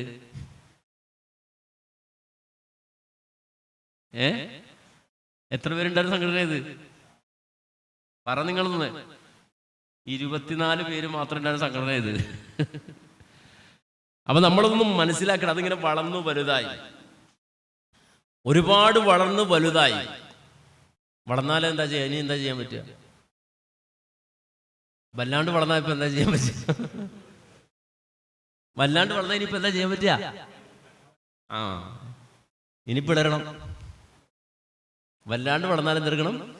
പിളരണം. അപ്പൊ നമ്മളത് മനസ്സിലാക്കണം. പിളർപ്പ് എന്ന് പറഞ്ഞാൽ നമ്മൾ മനസ്സിലാക്കണമെന്ന് വെച്ചാലേ, പിളർപ്പ് എന്ന് വെച്ചാല് മോശം കാര്യമാണോ? പിളർപ്പ് മോശം കാര്യമാണോ?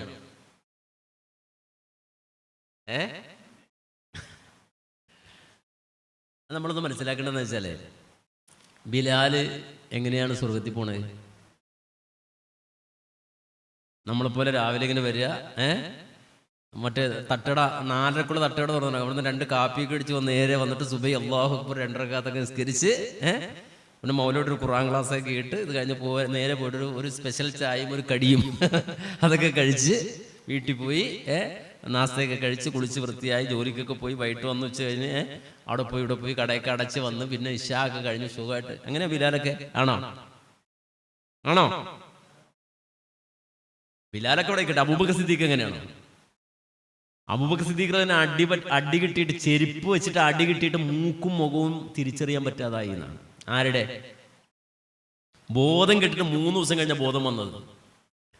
ബോധം നഷ്ടപ്പെട്ട ആളുകൾ മരിച്ചു എന്ന് പറഞ്ഞ് ഇട്ടിട്ട് പോയതാണ്. ആരെ? അബൂബക്കർ സിദ്ദീഖിനെ. നമ്മള് കതറൊക്കെ ഇട്ട് ലിനനൊക്കെ ഇട്ട് ഇസ്തിരിയൊക്കെ ഇട്ട് നേരെ വരിക, എന്തെടുക്കുക? അല്ലാഹു അക്ബർ കൈയൊക്കെ കിട്ടുക, എന്ത് സുഖ. മീറ്റിംഗ് കൂടിയ കട്ടൻ ചായ കൈ കൊണ്ട് തരിക. നമ്മൾ നേരെ എവിടെ പോണം? ഈ സ്വർഗത്തിന് ആരും വരണ്ടേ? അപ്പൊ നമ്മൾ മനസ്സിലാക്കേണ്ട ഒരു കാര്യം, ചില എളുപ്പത്തിൽ പോകാൻ പറ്റിയ സ്ഥലമല്ല എന്ത്? എളുപ്പത്തിൽ പോകാൻ പറ്റിയ സ്ഥലമല്ല എന്ത്? സ്വർഗല്ല, നരകം. മനസ്സിലായില്ലേ? നരകത്തിൽ പോകണമെങ്കിൽ ഒരുപാട് കഷ്ടപ്പെടണം. നരകത്തിൽ പോകണമെങ്കിൽ ഒരുപാട് കഷ്ടപ്പെടണം. അപ്പൊ നരകത്തിന്റെ അഹലുകാരുണ്ടാവും. സ്വർഗത്തിൽ പോകുന്നവൻ വെറുതെ അങ്ങോട്ട് പോയാൽ മതി, നേരെ അങ്ങോട്ട് പോകണം. മനസ്സിലായോ? ഓന് പിടരാനും നേരം ഉണ്ടാവൂല, ഓൻ നേരെ അങ്ങോട്ട് പോയാൽ മതി. നരകത്തിൽ പോകേണ്ട ആൾക്കാർ കഷ്ടപ്പെട്ടോളും. ഇവിടെ റബ്ബ് സുബ്ഹാനഹു വ തആല പറയുന്ന ഒരു സൂറത്തുൽ അൻആമിലെ 65-ാമത്തെ ഒരു ആയത്തുണ്ട്. ആയത്തിൽ അല്ലാഹു ഒരു കാര്യം പറയുന്നുണ്ട്, ഖുൽ ഹുവൽ ഖാദിറു അലാ അയ്യബഅത അലൈക്കും അദാബൻ മിൻ ഫൗഖിക്കും ഔ മിൻ തഹ്തി അർജുലിക്കും ഔ യൽബിസക്കും ശിഅൻ വയുദീക ബഅദക്കും ബഅസ ബഅദ് ഉൻദുർ കൈഫ നുസരിഫുൽ ആയാതി ലഅല്ലഹും യഫ്ഖഹൂൻ. ഖുർആൻ പറയാണ്, അല്ലാഹു അവൻ ഹുവൽ ഖാദിർ, അവൻ കഴിവുള്ളവനാണ്. അലാ അയ്യബഅത അലൈക്കും അദാബൻ, നിങ്ങളുടെ മേൽ ശിക്ഷ തരാൻ. ഫൗഖിക്കും മിൻ ഫൗഖിക്കും, നിങ്ങളുടെ മുകളിലൂടെയും. വമിൻ തഹ്തി അർജുലിക്കും, നിങ്ങളുടെ കാലിന്റെ അടിഭാഗങ്ങളിലൂടെയും. ചിലപ്പോൾ പ്രളയമായിട്ട് വരും, ചിലപ്പോൾ പേമാരിയായിട്ട് വരും, ചിലപ്പോൾ ഇടിമിന്നലായിട്ട് വരും, ചിലപ്പോ വലിയ അണക്കെട്ടുകൾ പൊട്ടിയൊഴുകി വരും. ഈ രൂപത്തിലും ഔ യൽബിസക്കും ശിഅൻ, അല്ലെങ്കിൽ നിങ്ങളുടെ റബ്ബ് പിളർത്തി കളയും, കക്ഷികളാക്കും. എന്തിനാ കക്ഷികളാക്കുന്നത്? എന്തിനാ ഗ്രൂപ്പ് ആക്കി കളയുന്നത്? വല്ല മലയും പൊട്ടിയാൽ അതൊക്കെ മുല്ലപ്പെരിയാർ പൊട്ടിയാൽ അതിലും വളരെ എളുപ്പമാണ്. പക്ഷേ പിളർന്നാലോ? വയുദീക ബഅദക്കും ബഅസ ബഅദ്, നിങ്ങൾ പരസ്പരം നിങ്ങളെ കൊണ്ട് വേദന ഉള്ളിൽ കയറണം. ആ ഒരു സുഖം കിട്ടണം. എവിടെ? പിളർന്നതിന്റെ ഒരു സുഖം ഉണ്ടല്ലോ, നല്ല സുഖമായിരിക്കൂലേ? പിളർന്ന നല്ല സുഖമായിരിക്കൂലേ? അള്ളാഹു പറയുന്നത് അതൊരു പ്രത്യേകതരം നിങ്ങൾ ഒരു അവസ്ഥ അല്ലെങ്കിൽ ഒരു വേദന, ഒരു നൊമ്പരം നിങ്ങളെ അനുഭവിപ്പിക്കാൻ വേണ്ടി നിങ്ങളെ കക്ഷികളാക്കി, ഗ്രൂപ്പുകളാക്കി കളയും എന്ന് ഖുർആൻ പറയാണ്. അപ്പോ ഈ ഗ്രൂപ്പ് എന്ന് പറഞ്ഞാൽ, ഗ്രൂപ്പിസം എന്ന് പറഞ്ഞാൽ അള്ളാഹു തരുന്ന ഒരു അദാബാണ്, ശിക്ഷയാണ്. നമ്മളത് വളരെ കൃത്യമായിട്ട് മനസ്സിലാക്കണം. ആ അദാബ് വരുമ്പോൾ നമുക്ക് മനസ്സിലാവും, നമ്മുടെ കൂടെ നടന്ന, നമ്മളോടൊപ്പം നമ്മൾ സ്നേഹിച്ച ആളുകൾ തന്നെ നമ്മുടെ രണ്ട് തെറി പറയുമ്പോൾ, ചീത്ത പറയുമ്പോൾ, ആക്ഷേപിക്കുമ്പോൾ, അടിക്കുമ്പോൾ ഉണ്ടാകുന്ന വേദന ഉണ്ടല്ലോ, അത് ബിലാൽ അനുഭവിച്ചിട്ടുണ്ടാവില്ലേ? മനസ്സിലായോ? അത് അബൂബക്കർ സിദ്ദീഖ് അനുഭവിച്ചിട്ടുണ്ടാവോ? ഉമർ ഫാറൂഖ് അനുഭവിച്ചിട്ടുണ്ടോ? ഇല്ല. നമ്മളത് അനുഭവിക്കുമുണ്ടാകുന്ന വേദനയിലും പ്രയാസത്തിലും ഹക്കിന്റെ കൂടെ, തൗഹീദിന്റെ കൂടെ, സുന്നത്തിന്റെ കൂടെ ഉറച്ചു നിൽക്കുക എന്ന വലിയ ഒരു പരീക്ഷണം അള്ളാഹു തരികയാണ്. അതുകൊണ്ടാണ് നേരത്തെ പറഞ്ഞ വലിയ പണ്ഡിതന്മാർ, 500-ലധികം പണ്ഡിതന്മാരൊക്കെ സംഘടിച്ച് വലിയ ജമിയത്തുൽ ഉലമ ഉണ്ടായി. അതിനെ പിളർന്നുപോയി. ആദ്യത്തെ പിളർപ്പാണ് എന്ത്? സമസ്ത. ആദ്യത്തെ പിളർപ്പാണ് സമസ്ത. 1926 ജൂൺ 26 കോഴിക്കോട് ടൗൺ ഹാളിൽ വിളിച്ചു ചേർത്തൊരു സമ്മേളനത്തിൽ വെച്ച് സമസ്ത ആദ്യം പിളർന്നുപോയി. ഈ സമസ്ത എന്ന് പറഞ്ഞാൽ നമ്മൾ മനസ്സിലാക്കണം, പണ്ട് ഐക്യസംഘത്തിൽ ഉണ്ടായിരുന്ന ആളുകളാണ്. നമ്മൾ സാധാരണ ഇപ്പം മൂല്യന്മാർ ചോദിക്കില്ല, നിങ്ങൾ പണ്ടൊന്ന് ഐക്യസംഘം മൗലിദ് ഓതിയിരുന്നൊക്കെ ചോദിക്കൂലേ? ഐക്യസംഘം മൗലിദ് ഓതിയിരുന്ന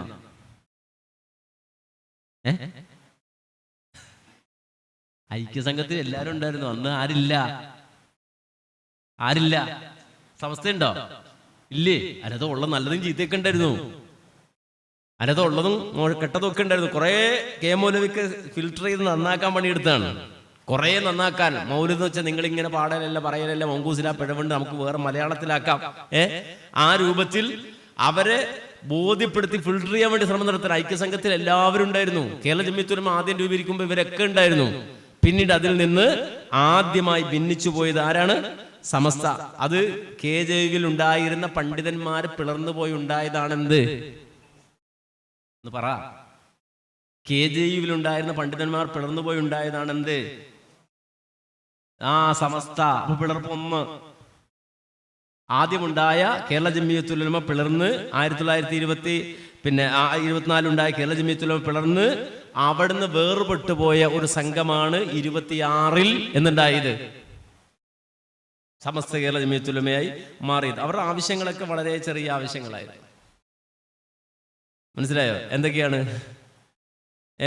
മരിച്ചുപോയ അമ്പിയ ഔലിയ സാലിഹ്യങ്ങളെ കൊണ്ട് ഇടതേടണം, അവരെ വിളിച്ച് പ്രാർത്ഥിക്കണം. മാത്രല്ല അവർക്ക് വേണ്ടി ഖുർആൻ ഓതണം. അതുപോലെ തന്നെ ആയത്ത്, ഹദീസ്, മറ്റു മോശമായ അസ്മാകൾ കൊണ്ട് മന്ത്രം ചെയ്യണം. ഉറുക്കെഴുതി കെട്ടണം, പിഞ്ഞാൻ എഴുതി കെട്ടണം, വെള്ളം നൂല് മന്ത്രിച്ചു കൊടുക്കണം, ബുറുദ ഓതി മന്ത്രിക്കണം. ഖാദിരിയ, ഷാദുലിയ, റിഫായിയ, അതുപോലെ ശരിയായ തരീക്കത്തുള്ള ശരിയായ കൈതുടർച്ചയും ഒറ്റക്കും യോഗം ചെയ്യുന്ന റാത്തീബ്, തരീക്കത്തുള്ള ദിക്ർ, ദലായിലുൽ ഖൈറാത്ത്, ഹിസ്ബുൻ നബി, അസ്മാഉൻ നബി, അസ്മാഉൽ ബദരിയീൻ, ഹിസ്ബുൽ ബഹർ മുതലായവകളെ ചട്ടമാക്കലും ദിക്റുകൾ കണക്കാക്കാൻ തസ്ബീഹുമാല ഉപയോഗിക്കലും. അപ്പൊ ഇങ്ങനെയുള്ള ആവശ്യങ്ങൾ എന്ന് വെച്ചാൽ ഒരു ശവപ്പെട്ടിക്കാരന്റെ അത്യാവശ്യ കാര്യങ്ങൾ മാത്രമേ ഉള്ളൂ. ശവപ്പെട്ടി കച്ചവടം നടത്തുന്ന ആളുടെ ആവശ്യങ്ങൾ ആർക്കുള്ളൂ? ഒരു ശവപ്പെട്ടി കച്ചവടം നടത്തുന്ന ആളുടെ അവസ്ഥ എന്താ? മൂവാറ്റൂടെ പോകുമ്പോൾ 3 ശവപ്പെട്ടി കട ഇങ്ങനെ അടുത്തടുത്തുണ്ട്. അപ്പോൾ ഒരു 2-3 ചേട്ടന്മാർ അവിടെ ഇങ്ങനെ ഇരിക്കുന്നുണ്ടാവും. ഞാനപ്പോൾ അവിടുന്ന് ആലോചിക്കാറുണ്ട്, പഠിച്ചു ഇവരിപ്പോ ദുആ ചെയ്യണ എന്തായിരിക്കും ഈ സാധുക്കളെ? ഇവർ വീട്ടിൽ നിന്ന് പോകുമ്പോൾ കുഞ്ഞിന് സുഖമില്ല എന്ന് പറഞ്ഞിട്ട് കെട്ടിയോട് വിളിക്കുകയാണ്, മരുന്നിന് കൊണ്ടുപോകണമെന്ന്. ഇവന്റെ ലഞ്ചിന്റെ കുറയില്ല. അപ്പോ ഇവന്റെ ദുആ എന്തായിരിക്കും? പടച്ചോനെ ഒന്ന് സഹായിക്കണേ എന്നാണ്. മനസ്സിലായില്ലേ? ഇതേ ഒരു ദർജയിലാണ് യഥാർത്ഥത്തിലൊരു മുസ്ലിയാര്. അപ്പൊ ഞങ്ങളൊക്കെ ചെറുപ്പത്തിൽ ദർസിലൊക്കെ പഠിക്കുമ്പോൾ രാവിലെ 4-4 മണിയാകുമ്പോൾ ഉസ്താദ് കുത്തിപ്പൊക്കി വിടും. അപ്പോൾ ഹൗദും കരയുന്ന പല്ല് കേൾക്കുമ്പോഴായിരിക്കും അവിടുത്തെ വലിയ കാര്യപ്പെട്ട കാരണവരിങ്ങനെ തൊണ്ടേക്കാനൊക്കെ എന്നൊക്കെ പറഞ്ഞ് വരണ്ടേ. എവിടെ എന്തിനാ വന്നത്? അബ്ബൊരു പക്കത്തിന് സുബൈക്ക് വരെയാണ്. ആര്? നാട്ടിലെ കാരണവര്. അപ്പൊ നമ്മളിങ്ങനെ മസ്വാക്കൊക്കെ ചെയ്ത് അവിടെ ഉണ്ടാവും. അപ്പൊ നമ്മളിങ്ങനെ പുറയുന്ന കമന്റ് പറയും, കുറെ കാലമായിട്ട് മനുഷ്യനെ കൊതിപ്പിക്കണം. ആര്? ഈ കാക്കയെ കുറെ കാലമായിട്ട് കൊതിപ്പിക്കുകയാണ്. കാര്യപ്പെട്ട കാരണവരാണെങ്കിൽ ഒന്നുകൂടി ശക്തിക്ക് പറയും. കാരണം ഒരു കാര്യപ്പെട്ട ഒരാൾ ആണ് പോയി കിട്ടണമെങ്കിലോ അന്ന് തന്നെ ഒരു ഹത്തം കിട്ടും. പിന്നെന്താണ്? 3, പിന്നെ 40, പിന്നെ ആണ്ട്, പിന്നെ പെൻഷൻ കിട്ടണ പോലെ ആണ്ടോടാണ്ട്. മനസ്സിലായില്ലേ? പിന്നെയോ യാമോത്ത് കവറിനെടുക്കരുന്നിട്ടേ മറ്റേ റിലേ ഓട്ടം പോലെ ഓതല്. അപ്പൊ ഇതെല്ലാം കൂടെ നോക്കുമ്പോൾ നല്ലൊരു സംഖ്യ കിട്ട് പോരും.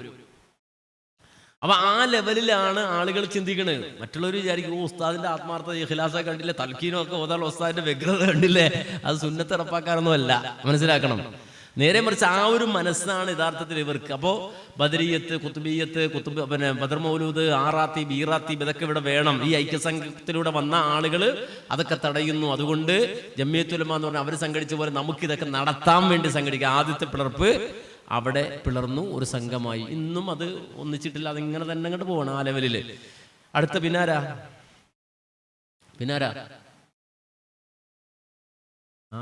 ജമാഅത്തെ ഇസ്ലാമി. ജമാഅത്തെ ഇസ്ലാമി എവിടെ നിന്നുണ്ടായതാ?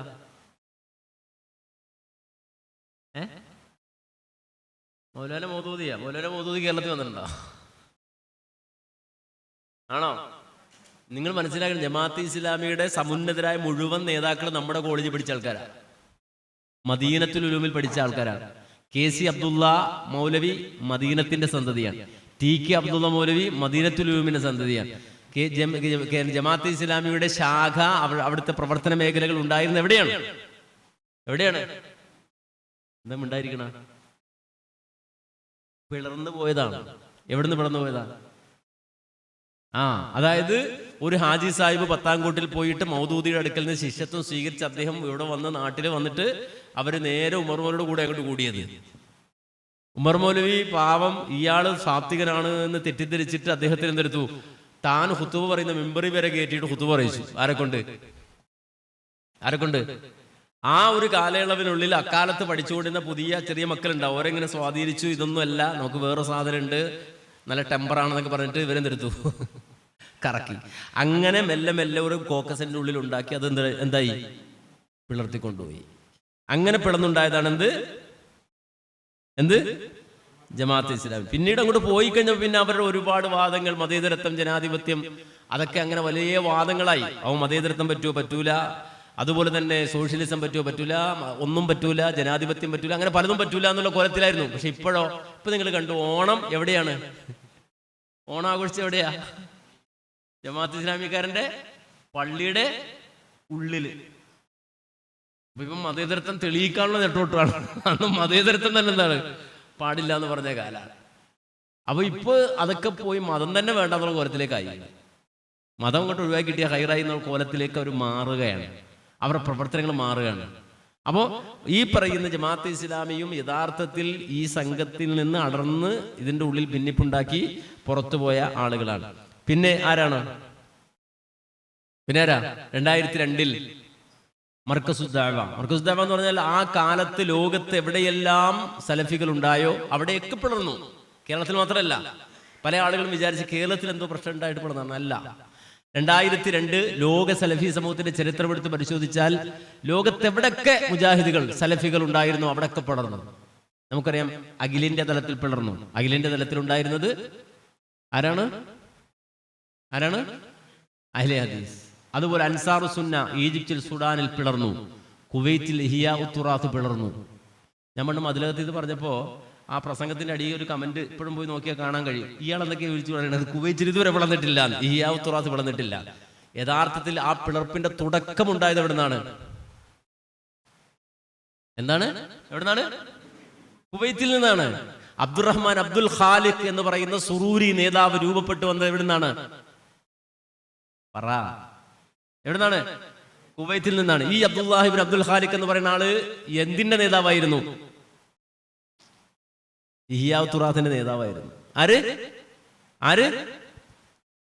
ആര്? അബ്ദുറഹ്മാൻ അബ്ദുൽ ഖാലിഖ്. അപ്പോ ഈ കുവൈത്തിൽ ഇഹിയാ തുറാസ് പിളർന്നിട്ടില്ല എന്നൊക്കെ അടിച്ചുവിടുന്ന സാധുക്കൾക്ക് കഥ തന്നെ അറിഞ്ഞുകൂടാ. യഥാർത്ഥത്തിൽ അതിന്റെ തുടക്കം അല്ലെങ്കിൽ അതിന്റെ ഹെഡായി വർക്ക് ചെയ്തത് ഇഹിയാ തുറാത്തിന്റെ നേതാവായിരുന്ന അബ്ദുറഹ്മാൻ അബ്ദുൽ ഖാലിഖ് ആയിരുന്നു. അദ്ദേഹത്തിന്റെ ലേഖനം അൽമനാറിലടക്കം വന്നത് കാണാൻ കഴിയും. അപ്പോൾ കുവൈത്തിൽ പിളർന്നു, ദുബൈയിൽ പിളർന്നു, എവിടൊക്കെ സലഫികളുണ്ടോ 2002 മുഴുവൻ പിളർന്നു, എല്ലായിടത്തും പിളർന്നു. പക്ഷെ കേരളത്തിൽ അതിൽ നിന്ന് വ്യത്യസ്തമായൊരു സംഗതി ഉണ്ടായി. അതെന്താണ്? 2016 ഡിസംബർ 20 ഒരു ഐക്യമുണ്ടായി, ഐക്യ സമ്മേളനമുണ്ടായി. എവിടെ? കോഴിക്കോട്. അത് വലിയൊരു സംഗമമായി മാറി. മർക്കസ് ദഅവ ആ സംഘം, അതോടൊപ്പം തന്നെ കേരളത്തുൽ മുജാഹിദീൻ ഒരുമിക്കുന്ന ഒരു സാഹചര്യം ഉണ്ടായി. കേരളത്തിലെ എല്ലാ സംഘടനകളും ബാധിച്ചു. അവർ പ്രഖ്യാപിച്ച് ഇത് മാതൃകയാണ്, നമുക്ക് ഇതുപോലെയാകണം, നമുക്ക് എല്ലാവർക്കും ഒന്നിക്കണം. ഏപ്പിക്കാരും ഈക്കാരും ഒക്കെ വലിയ വട്ടമേശ സമ്മേളനം പണ്ട് എൻ്റെ ബെക്കിംഹാം കൂട്ടാരത്തിൽ നടന്ന പോലെ വട്ടമേശ സമ്മേളനമൊക്കെ കൂടി എന്തിനാ അവൻ മുജാഹിദുകൾ നന്നായെങ്കിൽ നമുക്കും നന്നാകണം എന്നൊക്കെ പറഞ്ഞിട്ട്. പക്ഷെ സംഭവിച്ചത് എന്താണ്? കുറച്ച് കഴിഞ്ഞപ്പോൾ അതാ വെറുതെ ഒരു കഷ്ടം ഇങ്ങനെ മലയിടിഞ്ഞു പോകണ പോലെ കേട്ടുകൊണ്ട് പോയി. മനസ്സിലാക്കണം. അത് വീണ്ടും അത് പിളർപ്പിലേക്ക്, കാരണം അഭിപ്രായ ഐക്യത്തിലേക്ക് വന്നില്ല. ചില ആളുകൾ അഭിപ്രായ വ്യത്യാസം പ്രകടിപ്പിച്ച് അനാവശ്യമായ ചർച്ചകൾ ഉണ്ടാക്കി, സംഘടനാ തർക്കങ്ങൾ ഉണ്ടാക്കി. അങ്ങനെ വീണ്ടും അത് പിളർന്നു. CP മുറസുല്ലമിയുടെയും ഡോക്ടർ അഹമ്മദ് കുട്ടി സാഹിബിന്റെ നേതൃത്വത്തിൽ ഒരു സംഘം ആളുകൾ വീണ്ടും KNM മർക്കസ് ദഅവ എന്ന പേരിൽ തന്നെ വേറിട്ട് പ്രവർത്തനം ആരംഭിച്ചു. അത് ആ രൂപത്തിൽ തന്നെ മുന്നോട്ട് പോകുന്നുണ്ട്. പിന്നെ മറ്റൊന്ന്, അതെന്താ, എന്താണ്? വിസ്റ്റം. ഇംഗ്ലീഷ്. ഇതൊരു സാഹിത്യ സംഘടനയാണ്, ഫുൾ ഇംഗ്ലീഷാണ്. മനസ്സിലായില്ലേ? വിസ്റ്റം എന്ന് പറഞ്ഞാൽ നമ്മൾ മനസ്സിലാക്കണമെന്ന് വെച്ചാൽ ഇതും സലഫി ലോകത്ത് ആഗോളാടിസ്ഥാനത്തിൽ രൂപപ്പെട്ട ഒരു പ്രശ്നമാണ്.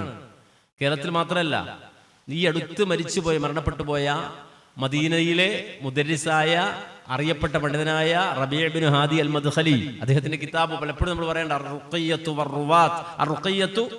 വർ-റുഖാത്ത് അസ്ഇലത്തുൽ മുഹിമ്മ ബിർ-റുഖയ്യത്തി വർ-റുഖാത്ത് എന്ന് പറയുന്ന കിതാബ്, അതിൽ വളരെ കൃത്യമായി മദീന പള്ളിയിലെ മുദരിസായിരുന്ന അദ്ദേഹത്തിന്റെ കൂട്ടുകാരൻ എങ്ങനെയാണ് ജിന്നുവാദം ബാധിച്ച് അദ്ദേഹം ദീനിൽ തന്നെ പുറത്തേക്ക് ചാടിപ്പോകുന്ന കോലത്തിലായി തീർന്നത് എന്ന് വളരെ കൃത്യമായി അദ്ദേഹം ആ പുസ്തകത്തിൽ എഴുതുന്നുണ്ട്.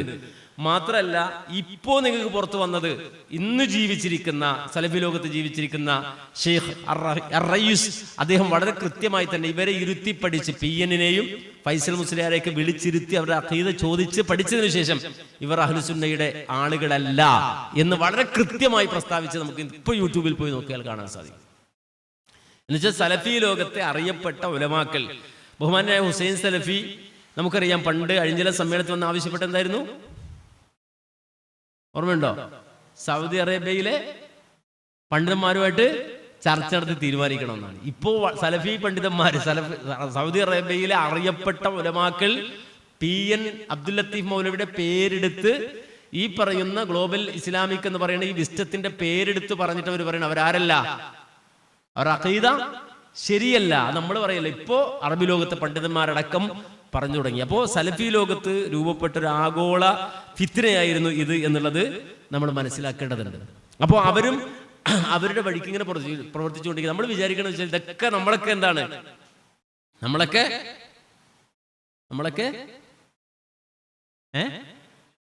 നമ്മളൊക്കെ മുജാഹിദാണ്, നമ്മളൊക്കെ ഒന്നാണ്. കാര്യം കുല്ലുക്കും മിന്നാദം വാദമുമിൻ തുറാബും, മനുഷ്യരെല്ലാം ആദമിന്റെ മക്കളാണ്, ആദമോ മണ്ണിൽ നിന്നാണ്.